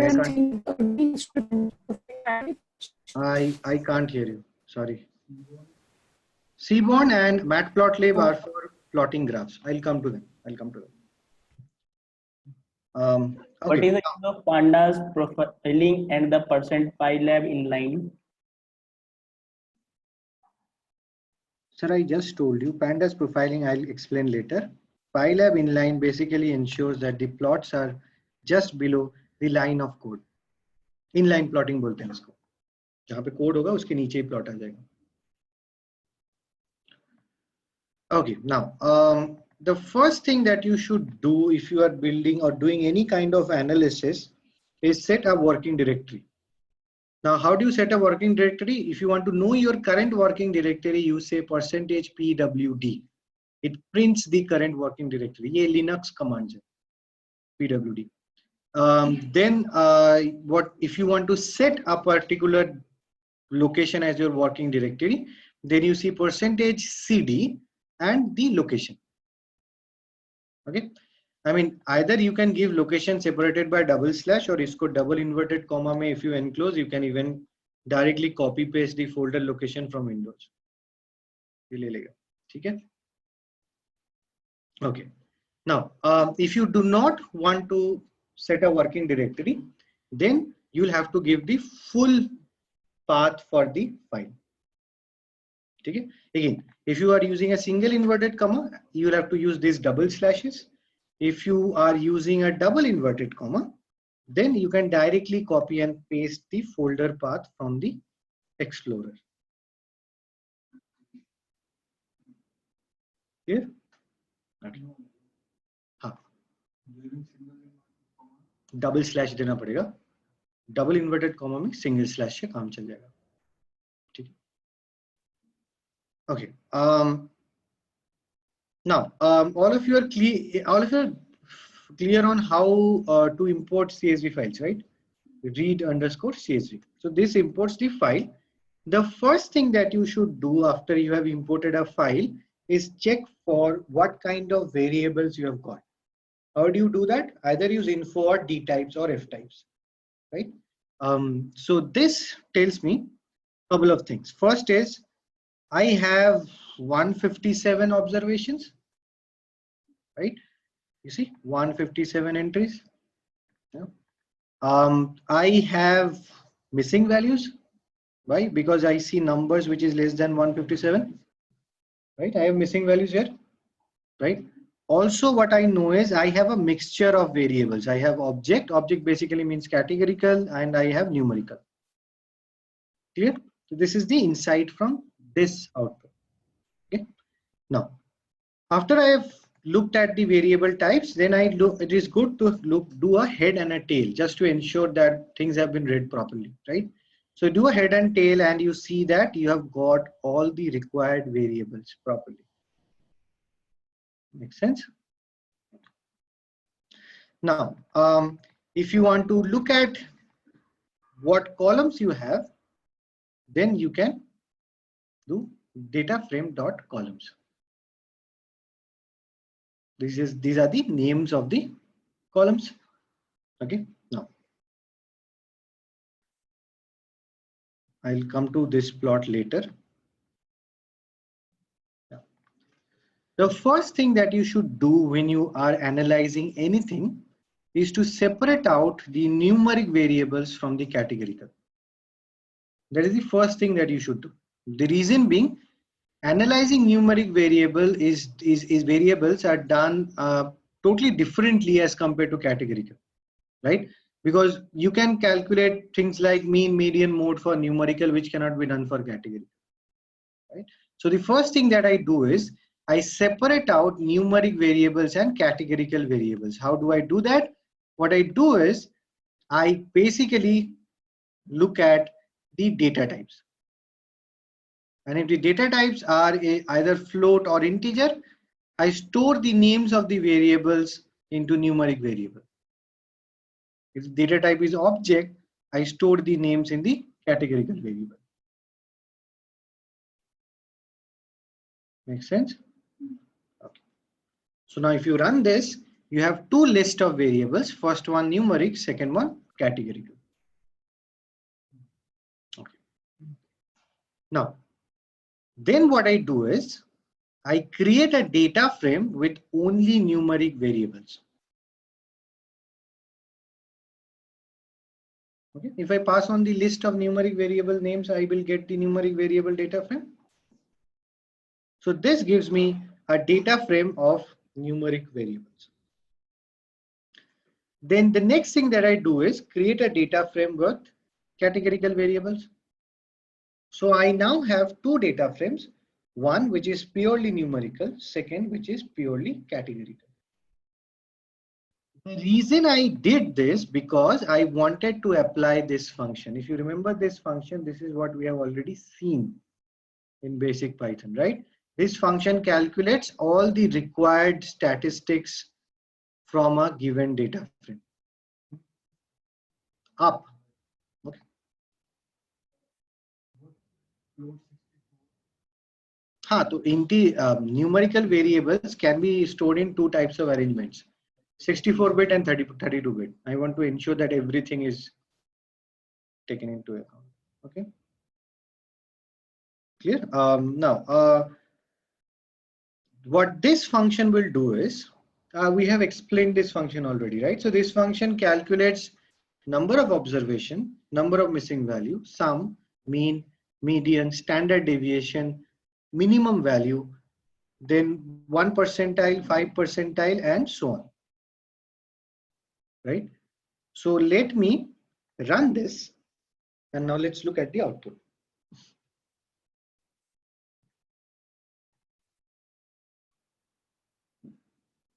Okay. If you look at the output, from this output, what we are primarily trying to see is A, how many variables are there for which I need to do missing value treatment. That's the first thing I need to see, right? Second thing that I want to see is, are there any outliers,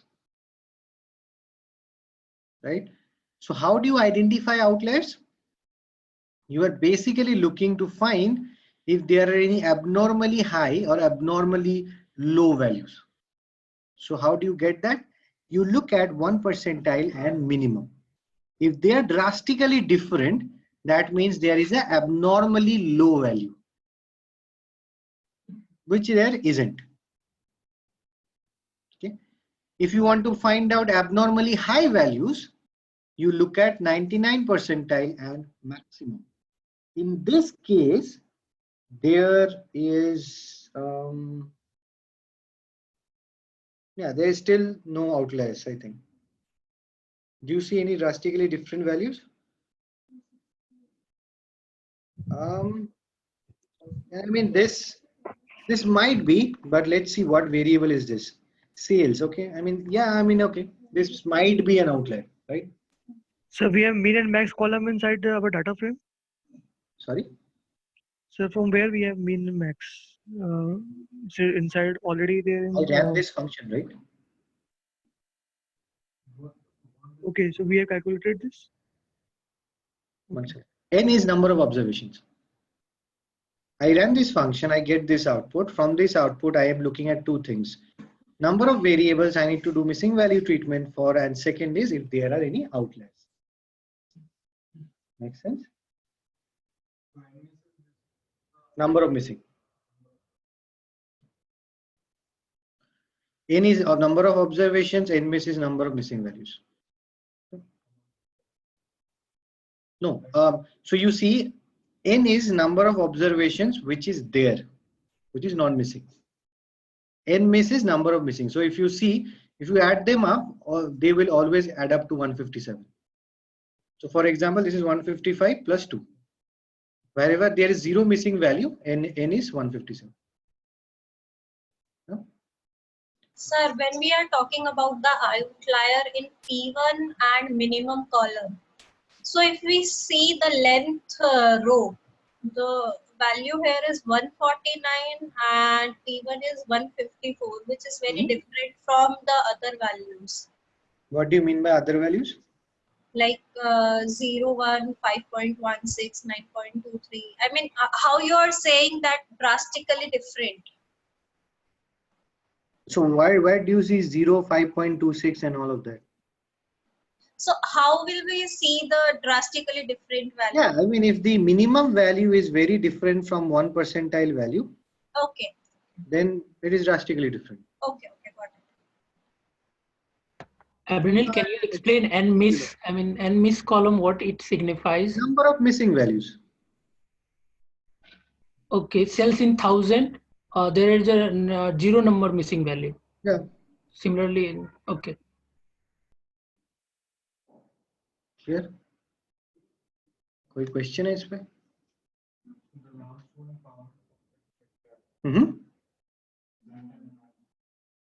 क्या?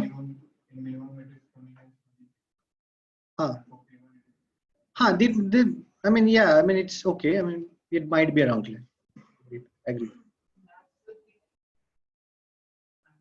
Sir, what is here P1, P5? Sorry?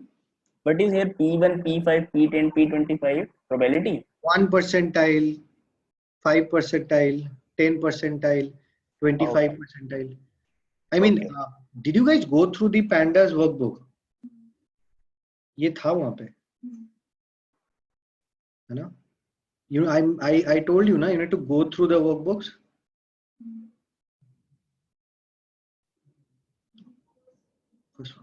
So one question. First value. Yeah. See, correct. So what you do is, yeah. So the usual thing is, if the minimum value is less than maybe 10% of P1, it is that small, right? It is lesser than even 10% of P1, then there is a clear problem. Anything more than that, you suspect there is outlier, right?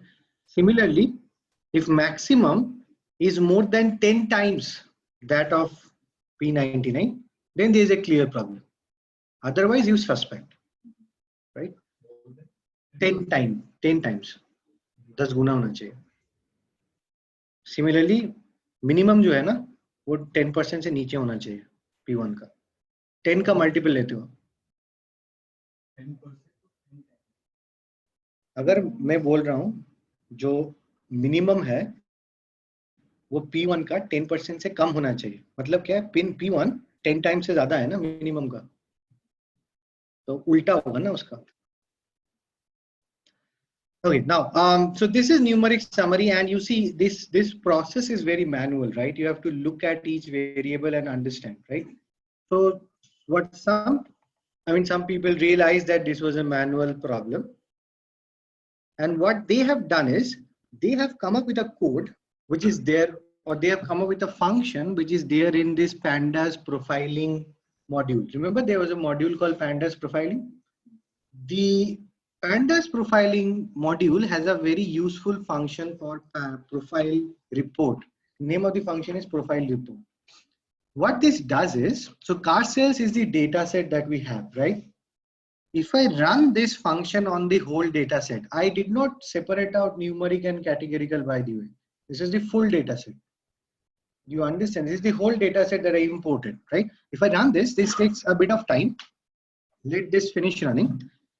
Once it finishes running, you get a very useful output, right? What is this output? Let's start with the first line. The first line says how many variables are there in the data set. There are 16 variables. Then it says how many observations are there. How many rows are there? 157, right? Then it says out of all the values, what percentage is missing? This is 1.9% means out of 16 into 157 values. There are 16 into 157 values, right? 1.9% of them are missing, right? So if this percentage is somewhere, say 40%, right? Then we will say that this data is probably not useful in modeling. 40% data missing to you, if you have to do something about 40% of the data, then there is a problem, right? In fact, anywhere more than 10%, there is a big problem. 10% se niche hai, so it's still fine. Okay, then it talks about total size in memory, which is fine, and then average record size, which is again fine, right? These two are not important. Then it goes into variable types. It says that there are 10 numeric variables, 4 categorical variables, and then it says 2 are rejected. Now I'll come back to this rejected later. Make sense? Now, then it gives us warnings, right? What is the warning? It says that carb weight is the variable, has 2 or 1.3% missing values. This is a warning which is coming automatically. You did not do anything to get it. Similarly, fuel efficiency has 3 or 1.9% missing values. Latest launch has a high cardinality. What is high cardinality?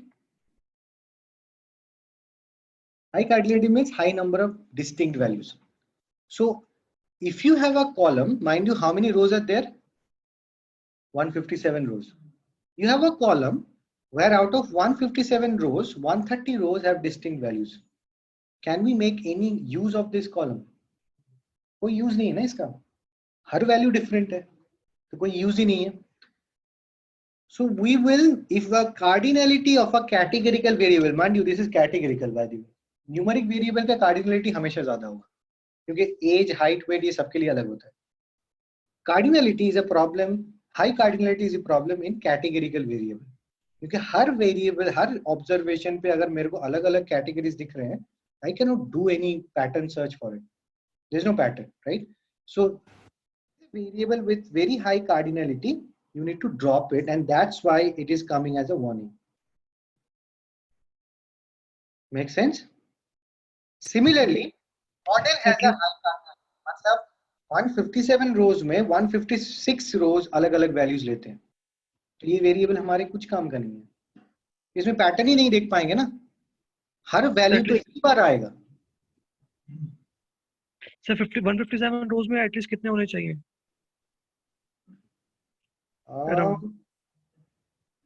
Square root of n ले लो, उससे ज्यादा नहीं होने चाहिए. For categorical variable, right? नहीं, वो numeric variable पे. This is categorical. Numeric variable पे ऑब्वियसली कार्डिनलिटी ज्यादा होगा, ऑब्वियसली होगा, तो हर वेरी ऑब्जर्वेशन अलग अलग होगा. पर ये कैटेगरिकल वेरिएबल की बात कर रहे हैं. मॉडल एक वेरिएबल है, उसमें कार का मॉडल. तो वी नो दैट दो वेरिएबल है जिसमें मिसिंग वैल्यूज है, दो वेरिएबल है जिसका हाई कार्डिनलिटी है, right. Then it says power performance factor is highly correlated with horse power with a correlation, rho is basically correlation of 0.99. मतलब आप समझ रहे हो, ऑलमोस्ट प्योर कोरिलेशन है, राइट. अगर दो वेरिएबल प्योर कोरिलेटेड है तो ये रिकमेंड कर रहा है कि इसको आप रिजेक्ट करो. ये रिकमेंडेशन है बाय द वे, ये आपके डेटा सेट में जाके ड्रॉप नहीं कर रहा है, ये रिकमेंड कर रहा है. रिजेक्टेड मतलब ये रिकमेंड करके बोल रहा है इसको ड्रॉप कर. That's why this rejected is 2, right. This is one. Then you have price in thousands is highly correlated with year of resale value. So 95%. सही कॉलम रिजेक्ट करने के लिए बोल से ऊपर अगर चला गया ना तो ये रिजेक्टेड बोल देता है. पूरा column auto correlation, multi collinearity वाला. सर ये कॉलम है पूरा पावर पर फैक्टर. हाँ ये कॉलम है. तो इसको पूरे को रिजेक्ट करना है, हटाना है. अगर आप दो कॉलम्स है, दो प्योरली कोरिलेटेड है, तो दो अलग अलग रखने की जरूरत है क्या? एक ही रख दो, सेम ही तो इंफॉर्मेशन रिपीट कर रहे हैं. कोई भी एक रख लो. आइडियली हम क्या करेंगे ना, दोनों का VIF कैलकुलेट करेंगे, जिसका ज्यादा होगा उसको ड्रॉप कर देंगे.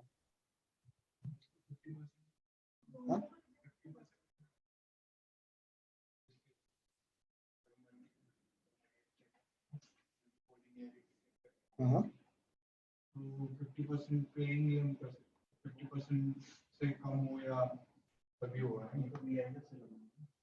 मल्टी कोलिनेटर VIF से चेक करेंगे ना.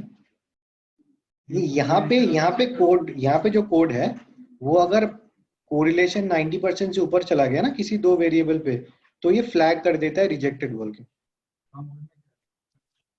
सर ये एक कॉलम है ना पावर पर factor.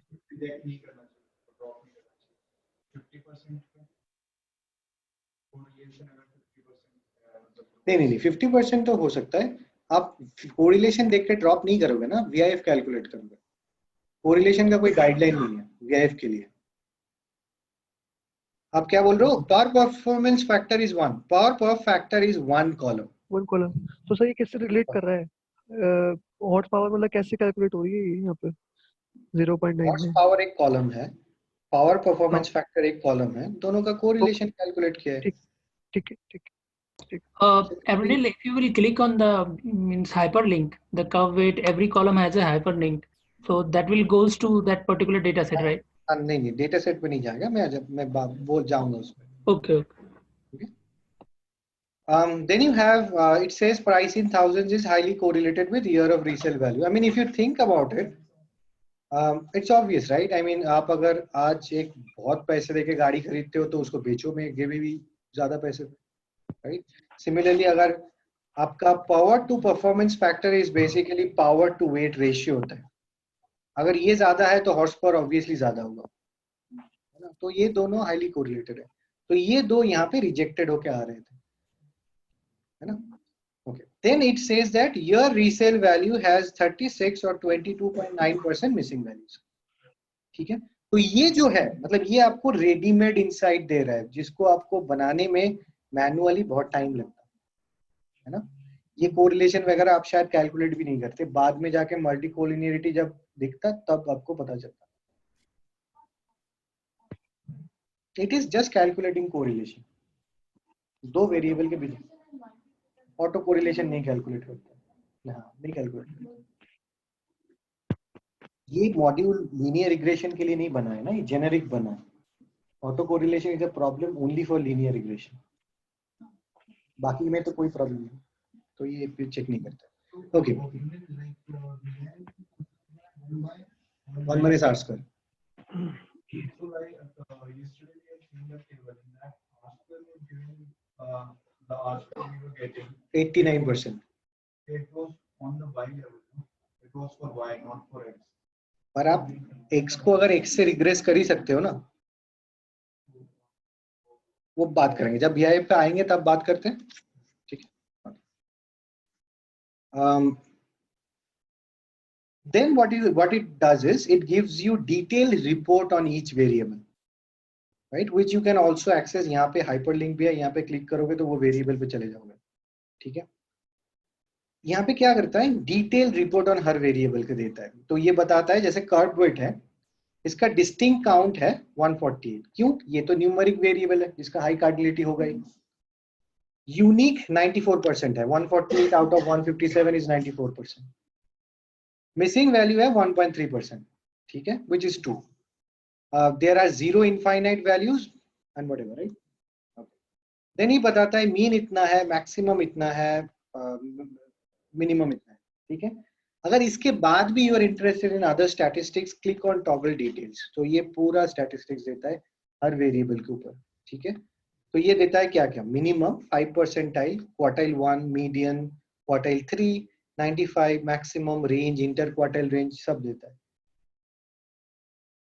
Okay. Then you have standard deviation, coefficient of variation, kurtosis, skewness not important. ये दो बेसिकली आपको डिस्पर्शन बताता है।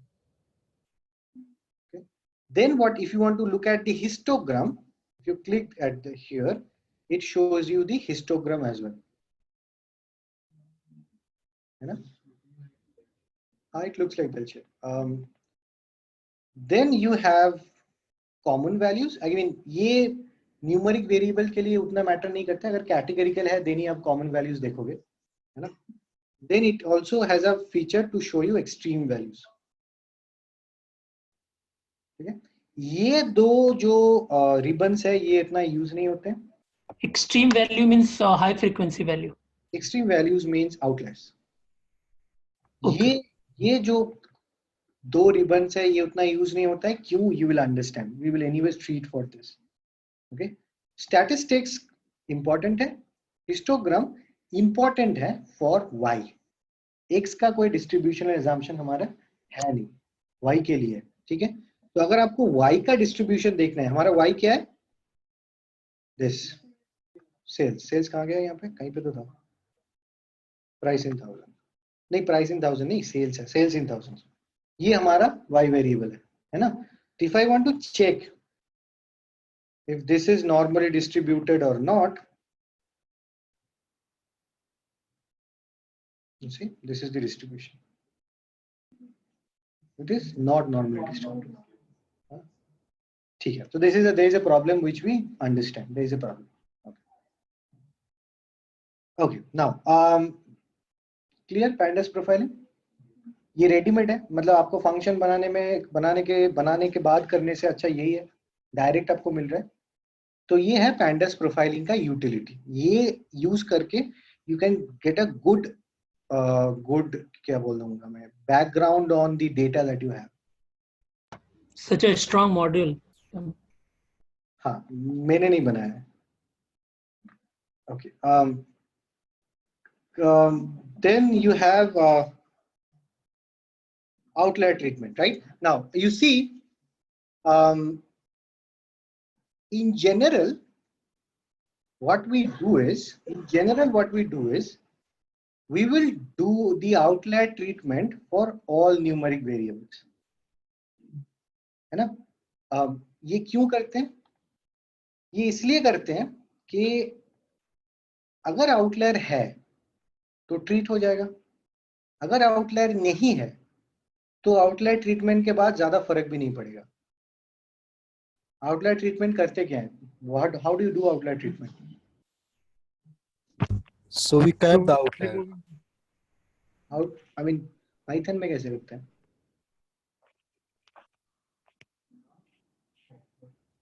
स्कैटर प्लॉट पाइथन में हमने किया था, कैसे करते हैं? We do box plot.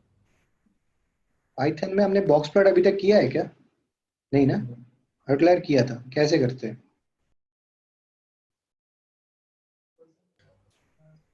वो quantile method, we use percentile method, I believe. What? How do you do it? Clip upper, clip lower किया था? किया था, 100% किया था, 100% किया था, 100% pandas में किया था, आउटलायर किया था, 100% किया, क्लिप अपर क्लिप लोअर है, 100% किया। सर मैं कोड खोल के दिखा दूं तो चलेगा? क्या किया? अब चलो, नहीं किया तो अभी कर लेते हैं, ठीक है? आउटलायर ट्रीटमेंट हम क्या करते हैं? हम 99 परसेंटाइल और 1 परसेंटाइल निकालते हैं, राइट? आउटलायर का जेनेरिक फॉर्मेट ये है कि मतलब लॉजिक ये है कि most of the variables are normally distributed ना, तो हम क्या मान लेते हैं कि अगर कोई वैल्यू मीन प्लस 3 सिग्मा से ज्यादा है और मीन माइनस 3 सिग्मा से कम है तो उसको हम आउटलायर बोलेंगे, ठीक है? तो मीन प्लस 3 सिग्मा से ज्यादा वैल्यूज कौन से हैं? जो 99% के ऊपर है। और मीन माइनस 3 सिग्मा से कम कौन से हैं? जो 1 परसेंटाइल के नीचे है। तो हम क्या करेंगे? हम निकालेंगे what is the 1 percentile value and what is the 99th percentile value, ठीक है? उसके बाद हम एक चीज करते हैं जिसको बोलते हैं clip upper and clip lower. Clip upper क्या करता है? अगर मैं बोलूं कि clip upper with in bracket 20, तो ये क्या करेगा? 20 से ऊपर जितने भी वैल्यूज हैं सारे को 20 से रिप्लेस कर देगा। Everything will be replaced by 20। Similarly if I से क्लिप लोअर 20, 20 से नीचे जितने वैल्यूज हैं सारे को 20 से रिप्लेस कर देगा, ठीक है? तो हम क्या करेंगे? ये 1 परसेंटाइल जो वैल्यू है इसको यूज करके करेंगे क्लिप लोअर। तो 1 परसेंटाइल के नीचे जितने भी वैल्यूज हैं सारे 1 परसेंटाइल से रिप्लेस हो जाएंगे। और 99 परसेंटाइल का जो वैल्यू आएगा उस पे करेंगे हम क्लिप अपर। तो क्या होगा? 99 परसेंटाइल के ऊपर जितने वैल्यूज हैं सारे रिप्लेस हो जाएंगे। Make sense? हाँ, अब मतलब पाइथन में कैसे करते हैं? पाइथन में बेसिकली 99 परसेंटाइल कैलकुलेट करने का फॉर्मूला है क्वांटाइल डॉट 0.99। तो सपोज मेरे को आउटलायर ट्रीटमेंट करना है दिस वेरिएबल के लिए, sales in 1000 is a variable, right? So इसके लिए मेरे को आउटलायर ट्रीटमेंट करना है। तो मैं क्या करूंगा? पहले 99 परसेंटाइल निकालूंगा which is this part, name of the variable dot quantile 0.99, and then I am putting it into clip upper. तो क्या होगा? 99 परसेंटाइल के ऊपर जितने भी वैल्यूज हैं सारे राउंड ऑफ होके 99 परसेंटाइल ले लेंगे। एंड सिमिलरली क्लिप लोअर करेंगे फॉर 1 परसेंटाइल। 0.01 1 परसेंटाइल है। Okay. Now, so for example, if I want to do this for sales in thousands, if I just run this, I have replaced all the outliers with 1 percentile value or 99 percentile value. Make sense? अभी कोई outlier नहीं होगा। Clear है? Okay. Okay. Sir, Now, yes. I have a question. So here you were telling like how we treat the outliers, and could you please repeat how we come to know which are the outliers? 99% मैं वही बोला ना, 99 percentile के ऊपर जितने भी values है, we will assume them outliers. 1 percentile के नीचे जितने भी वैल्यूज है, we will assume them as outliers. Fine, fine. ठीक है. Okay. Now, instead of doing it one by one, I mean एक एक वेरिएबल करने से अच्छा ये है कि आप एक फंक्शन बना लो, है ना, और उस फंक्शन को आप सारे वेरिएबल्स पे अप्लाई कर दो, है ना, सारी न्यूमेरिक वेरिएबल्स पे. कैटेगरिकल पे करोगे एरर मारेगा. ठीक है. तो हमने क्या न्यूमेरिकल वेरिएबल्स के लिए एक अलग से डेटा सेट बना के रखा था ना, तो उस पे ये जो फंक्शन है, ये फंक्शन आप देखो कर क्या रहा है, ये x लेता है, उसका क्वांटाइल 99 परसेंटाइल और 1 परसेंटाइल निकालता है, क्लिप अपर क्लिप लोअर करता है. ठीक है. तो ये जो फंक्शन है, इसको हम अप्लाई करेंगे इस डेटा फ्रेम पे. Apply what it does is it will take one column at a time and apply this function to that column.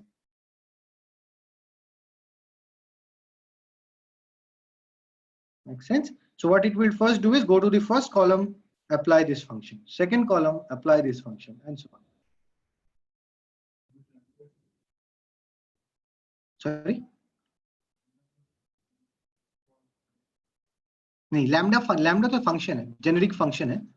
Apply, अगर आप एक यूजर, आपको कोई फंक्शन अप्लाई करना है using the apply method, you will have to use this kind of an approach, जहां पे आप एक लैम्डा फंक्शन क्रिएट करते हो. ये लैम्डा फंक्शन का जॉब कुछ नहीं है, ये लैम्डा फंक्शन का एक ही काम है, ये बस एक एक कॉलम को उठाता है और उस पे ये वाला फंक्शन अप्लाई करता है. नहीं, lambda function is a type of function which can be applied for anything. List comprehension is one of the uses. Map भी कर सकते हैं, पर लैम्डा फंक्शन और जगह पे भी यूज होता है. लैम्डा फंक्शन एक जेनेरिक स्टेटमेंट है. अगर आपको लिस्ट पे करना है तो मैप यूज करो, अगर डेटा फ्रेम पे करना है अप्लाई यूज करो. Yes, Map X is is used. the generic function where we take the columns here.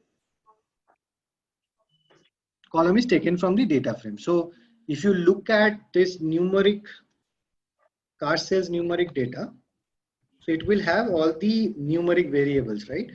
So what this function will do is it will take one variable at a time and it will do the clip upper and clip lower. Sir, in this outlier clapping function, we are sending value x variable, and it is first we are assigning clip upper to the x, then assigning clip lower to the x, then returning x. So is not this replace the value first x to the second x, because both variables are same.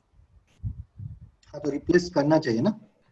upper and clip, upper and lower दोनों करना है. अलग अलग नहीं करें, अलग अलग variable में सेव नहीं करेंगे. क्यों? आपको तो सेम कॉलम पे करना है ना. आउटलायर ट्रीटमेंट तो आप सेम कॉलम पे करोगे ना. Okay, this is a column. Okay, this is a column. You understand, right? एक एक कॉलम लेता है, आउटलायर ट्रीटमेंट करता है. Yes. Okay, now if I run this function, I am sure that all of my outliers are gone. ठीक है. ये function ये यूज करना हमेशा सेफ है, बिकॉज अगर आउटलायर होगा तो हट जाएगा, नहीं होगा तो कोई फर्क नहीं पड़ेगा, तो कर लो, अच्छा है.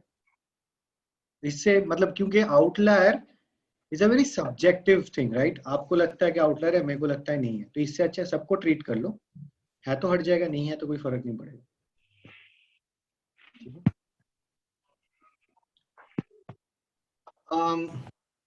Yes. नहीं, आउटलायर थियोरेटिकली 99 परसेंटाइल के ऊपर जो भी है आउटलायर है. सिमिलरली 1 परसेंटाइल के नीचे जो भी है आउटलायर है.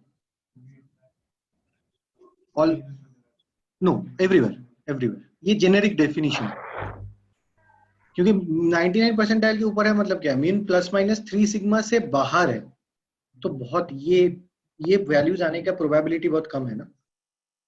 नॉर्मल डिस्ट्रीब्यूशन अगर इमेजिन करोगे म्यू प्लस माइनस 3 सिग्मा के बाहर जो है वो वैल्यूज ऑफर करने का प्रोबेबिलिटी बहुत कम है। मतलब क्या है, ये बहुत रेयर वैल्यूज है। मतलब क्या है, आउटलायर है।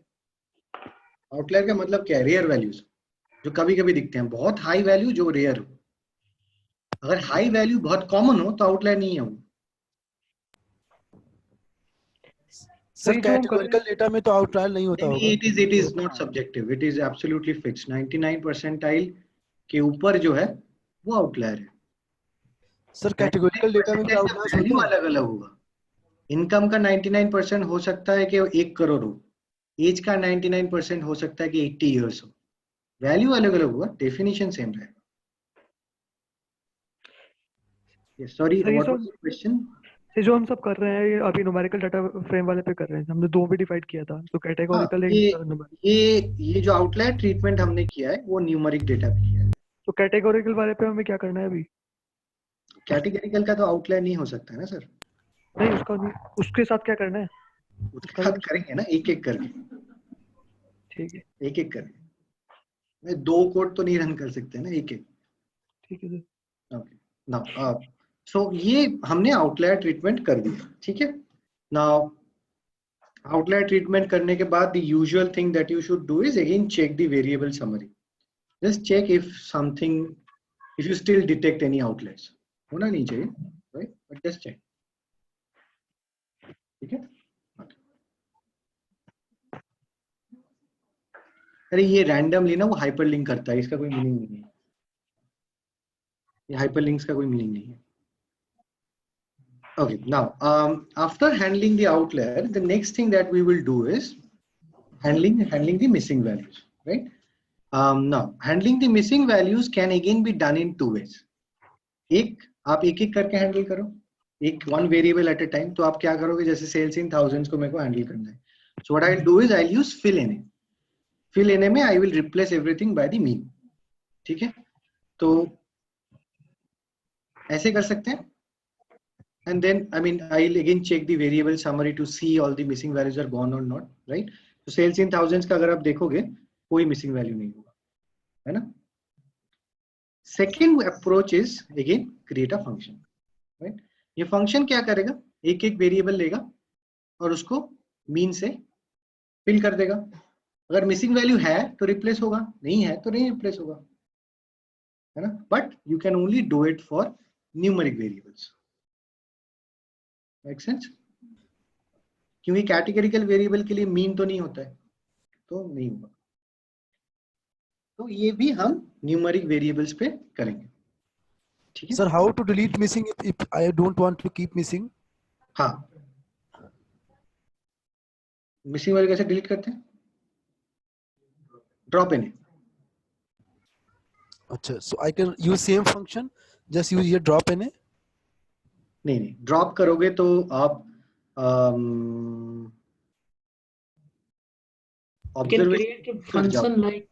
we can create a function like I mean the replace। Dropna आप करोगे तो यू लूज ऑब्जर्वेशंस ना। But in case if I want to know ना कि कैसे कोड लिखते हैं उसके लिए, so if you can just कैसे कोड लिखते हैं, आई थिंक या you can use dropna. यहाँ पे ड्रॉप इन करोगे तो हो जाएगा। Miss instead of x dot fill na I just put drop na, right? हाँ, but drop na x dot mean x dot mean नहीं होता है ना सर, आपको pandas एक्सरसाइज देखना पड़ेगा ना थोड़ा, हमने किया है। अच्छा ठीक है, I will check and get back up. Correct. Now but here dot t is transpose. So if I don't do this na, if I don't do this, the output will be like this। I mean जहाँ पे statistics रो में आ जाएंगे और variables column में आ जाएंगे। तो I mean it is not difficult for me to understand। तो मैं हमेशा क्या करता हूँ, इसको transpose कर लेता हूँ, तो ऐसे आ जाता है। Okay sir। Okay, now so ये जो ट्रीटमेंट हमने अभी तक किया है, this is on all numeric data, ठीक है। अभी हम चलेंगे, एक डेटा सेट हमने अलग बना के रखा था जिसमें कैटेगरिकल थे, राइट। तो उस पे what do we do with categorical variables? Convert to dummies. हाँ? Okay. So हम अभी क्या करेंगे? We will go to those categorical variables and create dummies, right? So what we will do is, we will, for how do you create dummies? pd.getDummies. ये करता क्या है? ये एक डेटा फ्रेम बनाएगा जहां पे सिर्फ डमीज होंगे, और बाद में हमको ये डेटा फ्रेम को ओरिजिनल डेटा फ्रेम के साथ मर्ज करना होगा और ओरिजिनल वेरिएबल को ड्रॉप करना होगा। क्लियर है ना? तो एक एग्जांपल करते हैं डमीज कैसे दिखते हैं। तो अगर आप व्हीकल टाइप जो है उसमें दो कैटेगरीज थे, पैसेंजर और आई थिंक और एक कार, पैसेंजर और कार, है ना? तो ये दो कैटेगरीज थे। तो इसमें अगर डमीज बनाने हैं तो I will say pd.getDummies within car cells, look at the vehicle type, and I mean if I can give a prefix as well, right? So if I run this, I get a data frame which has the dummies in it. Now how do you actually build the dummies and merge it back with the original data, right? So first what we do is we create this data frame that will have dummies, right? So I say pd.getDummies within car cells, I have vehicle type and I'm prefixing each dummy variable by the vehicle type. तो ये जो line है ये हमको dummy create करके देगा। Clear है? कितने डमीज क्रिएट करेगा? जितने कैटेगरीज हैं। हमको चाहिए कितने? एक कम चाहिए ना? Right. तो हम क्या करेंगे? फर्स्ट कॉलम को ड्रॉप कर देंगे। इसी कॉलम 0 हमने ड्रॉप किया है, एक कम हो जाएगा। क्लियर है ना? Okay. देन हम क्या करेंगे? Then we have done pd.concat, remember pd.concat। तो हम इसको ओरिजिनल जो डेटा फ्रेम है ना उससे कॉन्कैट करेंगे।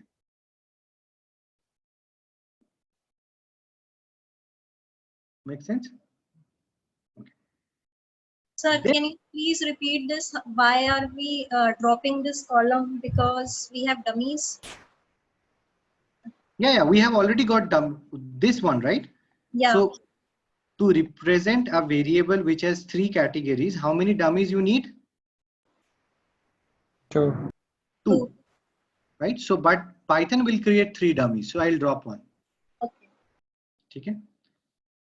अभी इसको ड्रॉप करने के बाद what I will do is I will merge back the data set with the original one and drop the original variable. तो उसके बाद what do I have? I have a variable with I basically have one column and I will merge it back to the original data. तो ये पूरा function ऐसे बनता है। ठीक है? अभी now instead of doing it one by one, what is the best way to do it? Create functions. हाँ, तो ये फंक्शन क्या करेगा? ये फंक्शन आपसे 2 चीज मांगता है, एक डेटा फ्रेम मांगता है, दूसरा कॉलम का नेम मांगता है, मतलब जिसका डमी बनाना है। ठीक है? फिर वो क्या करता है? ये यहाँ पे डमी का डेटा फ्रेम बनाया, फिर नेक्स्ट एक ड्रॉप किया, उसके बाद क्या करता है? जो आपने यहाँ पे डेटा फ्रेम दिया है ना उसके साथ मर्ज कर देता है इसको।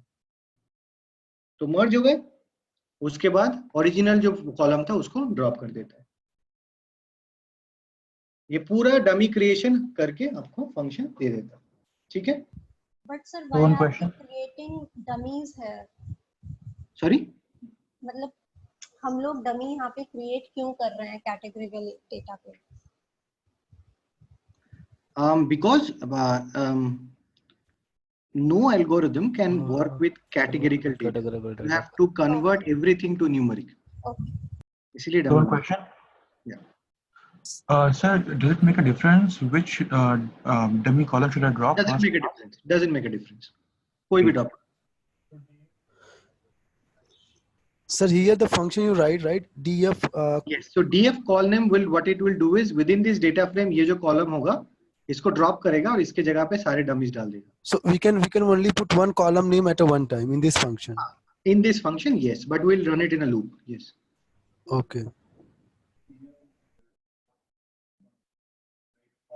तो कॉलम नेम कहाँ से दिखेगा? वो कॉलम तो कोई एक डेटा फ्रेम में होगा ना? Sir, तो is डेटा there फ्रेम भी सप्लाई करना पड़ेगा ना, फंक्शन को पता नहीं चलेगा ना कि कौन सा डेटा फ्रेम है, sir, is there any way exist करेगा ना. sir, is there any way we can create dummies for all the categorical web in a one code? One second, I'm coming to you. Sure. चलेगा ही नहीं ना. क्यों नहीं चलेगा? क्योंकि जो कॉलम नेम दे रहे हो ना, पाइथन को क्या पता ये कॉलम नेम कौन सी डेटा फ्रेम में है, तो उसको बताना पड़ेगा ना भाई यहाँ ये जो डेटा फ्रेम है इसमें देखो. सिर्फ कॉलम नेम अगर मैं देता हूं तो पाइथन को क्या पता कौन सा डेटा फ्रेम है. समझ रहे हो बात? इसलिए डेटा फ्रेम भी देना पड़ेगा, है ना. ओके, ना अभी हम क्या करेंगे, अभी हमने जो ऊपर फंक्शन बनाया है ना, इसको एक लूप पे चलाएंगे. सारे हमने कैटेगरिकल वेरिएबल्स के नाम अलग करके रखे थे, है ना. कौन से थे? मैन्युफैक्चरर था, व्हीकल टाइप था, मॉडल तो हमने ड्रॉप कर दिया, कार्डिनलिटी बहुत ज्यादा था, और एक भी ड्रॉप कर दिया. 2 ड्रॉप किया है ना, मतलब ड्रॉप करना है 2. तो हमने क्या किया, हमने सिलेक्ट किया है कि हमको 2 चाहिए, मैन्युफैक्चरर के लिए डमी चाहिए और व्हीकल टाइप के लिए डमी चाहिए. Does it make sense? Because other two had high cardinality. तो अभी हम एक लूप रन करेंगे. We'll loop over these 2 variables and continuously use the above function to create dummies. ठीक है, तो ये क्या करेगा? So if I now run this, this will give me create data dummies. मैंने run किया.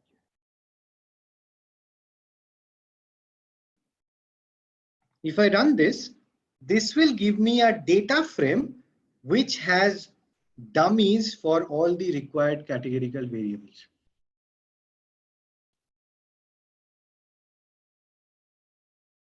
दो मैन्युफैक्चरर्स थे और एक था ना, मैन्युफैक्चरर था और व्हीकल टाइप था. तो आप अगर यहाँ पे ये जो डेटा फ्रेम बना है ना, यहाँ पे देखो आप मैन्युफैक्चरर के नाम दिख रहे हैं, ऑडी, BMW, ये सब करके लास्ट में व्हीकल टाइप भी आ जाएगा. व्हीकल टाइप के 2 ही वैल्यूज थे, तो डमी एक ही आएगा. क्लियर है ना? तो इसके बाद what we basically have is one data frame with a clean numeric data, another data frame with a clean categorical data. अभी दोनों को मर्ज करना है ना. दोनों को मर्ज कैसे करेंगे? pd.concat करेंगे. तो ये अभी अगर मैंने रन किया, this is now ready for modeling. यहाँ पे हमने पूरा डेटा को क्लीन कर लिया है, डमी कन्वर्ट कर लिया है. अभी हम इस पे मॉडल बना सकते हैं. क्लियर? नाउ अभी अगर इस पे हमने pandas प्रोफाइलिंग रन किया, चलो इस पे रन करके देखते हैं कि क्या वार्निंग वगैरह क्या आता है. Sir, I have a question, sir. Sir, if we have a missing value in the categorical data, how to treat that? You can treat it, right? So you'll have to do fill in it and give one of the categories as the values. Acha, but can we use mode instead of mean there, because mode करके भी कर सकते हो. Right? Okay. In the same code, right? Just we check उसको mode डाल दो. Okay. इसमें एक वार्निंग रह गया है, which is the relationship between power performance factor and horsepower. ये क्यों रह गया? क्योंकि हम देखेंगे इसमें से ड्रॉप कौन सा करना है. वो कैसे देखेंगे? VIF कैलकुलेट करेंगे, जो हमने अभी तक किया नहीं है. तो ये अभी तक रह गया है. ठीक है, बाकी हट गए. क्लियर? कौन सा कोड को? अच्छा, हाँ, 0 मतलब ये कैटेगरी नहीं है. तो ये जो गाड़ी है, ये एक ऑब्जर्वेशन है गाड़ी के करेस्पॉन्डिंग है ना. ये जो गाड़ी है, ये मैन्युफैक्चर है, इसका कोई एक मैन्युफैक्चर होगा जो यहाँ पे दिख नहीं रहा है. ये बीच में डॉट डॉट डॉट आ गया है ना, जैसे यहाँ पे डॉट डॉट डॉट आ गया है ना, तो बीच में वैल्यू से दिखा नहीं रहा है, और भी कॉलम्स है. जैसे फॉर एग्जाम्पल अगर यहाँ पे आप देखोगे, ये जो 5th वाला ऑब्जर्वेशन है, ये जो गाड़ी है ये ऑडी का है. डमी समझते हो ना? डमी करता क्या है? अच्छा, जीरो मतलब ये जो गाड़ी है ये पर्टिकुलर मैन्युफैक्चरर का नहीं है। 1 मतलब है, गाड़ी का एक मैन्युफैक्चरर होगा ना। यस, बोलो अब बताओ। उसके लिए 1 हो जाएगा, बाकी 0 हो जाएगा।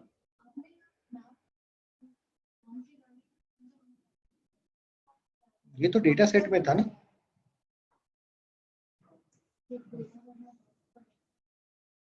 डेटा में था, डेटा में तो नाम थे ना।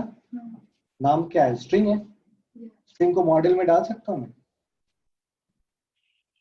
स्ट्रिंग को मॉडल में डालूंगा, कुछ निकलेगा उसका, कुछ एरर मारेगा। तो स्ट्रिंग को हम डमी में कन्वर्ट करते हैं। ये जो गाड़ी है, ये गाड़ी है, इसका मैन्युफैक्चरर ऑडी है। ये मतलब है। सर जो कैटेगोरिकल, हर गाड़ी कोई एक मैन्युफैक्चरर के लिए 1 होगा। हाँ, यहाँ पे सारे कॉलम्स दिख नहीं रहे हैं। ये जो डॉट डॉट डॉट आ गया मतलब बीच में कॉलम्स है जो दिखा नहीं रहा है। मैपिंग है सॉर्ट ऑफ। जो भी वैल्यू है वो डमी उसके लिए 1 हो जाएगा। मैपिंग रोस्टर नहीं, roster is a summarization. Mapping. One question.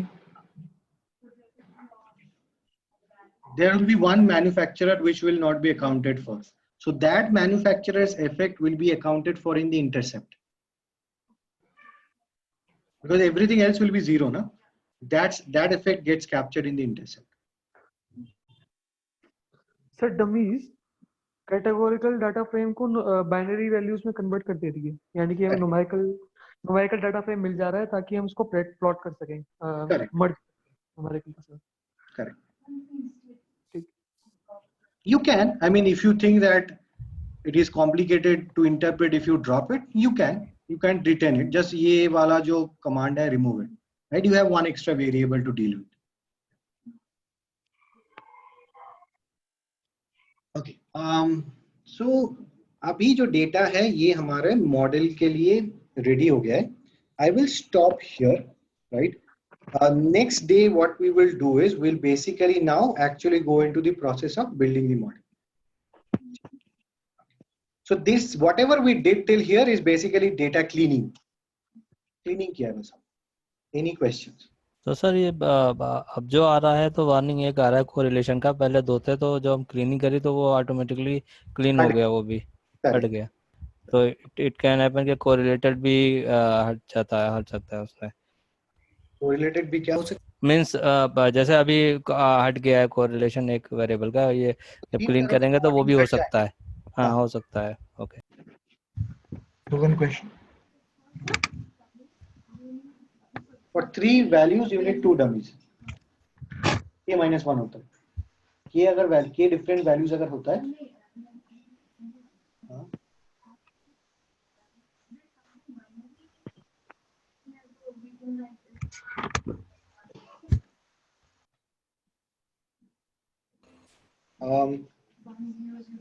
तो अगर 1 2 3 3 कैटेगरीज हैं, ठीक है, चलो 1 2 3 नहीं लेते हैं, A B C 3 कैटेगरीज हैं, तो इनको अगर रिप्रेजेंट करना है तो 2 डमीज ही काफी होते हैं, क्योंकि सपोज ये A का डमी है तो ये जब A होगा 1 होगा, B 0 होगा, ये 0 होगा, ये 1 होगा, और थर्ड के लिए ये दोनों 0 होंगे। तो 3 के लिए 2 चाहिए, 4 के लिए 3 चाहिए, हमेशा K minus 1 होता है। One question. K कैटेगरीज अगर है, क्या कैसे होगा? एक गाड़ी BMW और ऑडी दोनों ने मिलकर बना दी।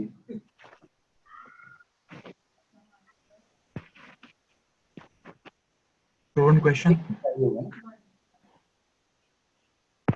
Yes, what is the question? So while creating missing values in categorical variables, what would be the better approach? Creating a new category for missing values or replacing them by mode? Creating I mean, it depends, right? If you have very low number of missing values, then replace it by mode. If you have a high number of missing values, high means anything greater than 5%, then you create a new category. Okay. Okay. Also we have the concept of removing the rows. We don't remove rows usually. Okay. Sir, please share the data set and the Python notebook for that. Zarur. Thank you. Also, sir, the notepad in which you have written all the assumptions and everything, that is really helpful, because I saw for the last lectures you have shared. So that is really helpful. I'll share.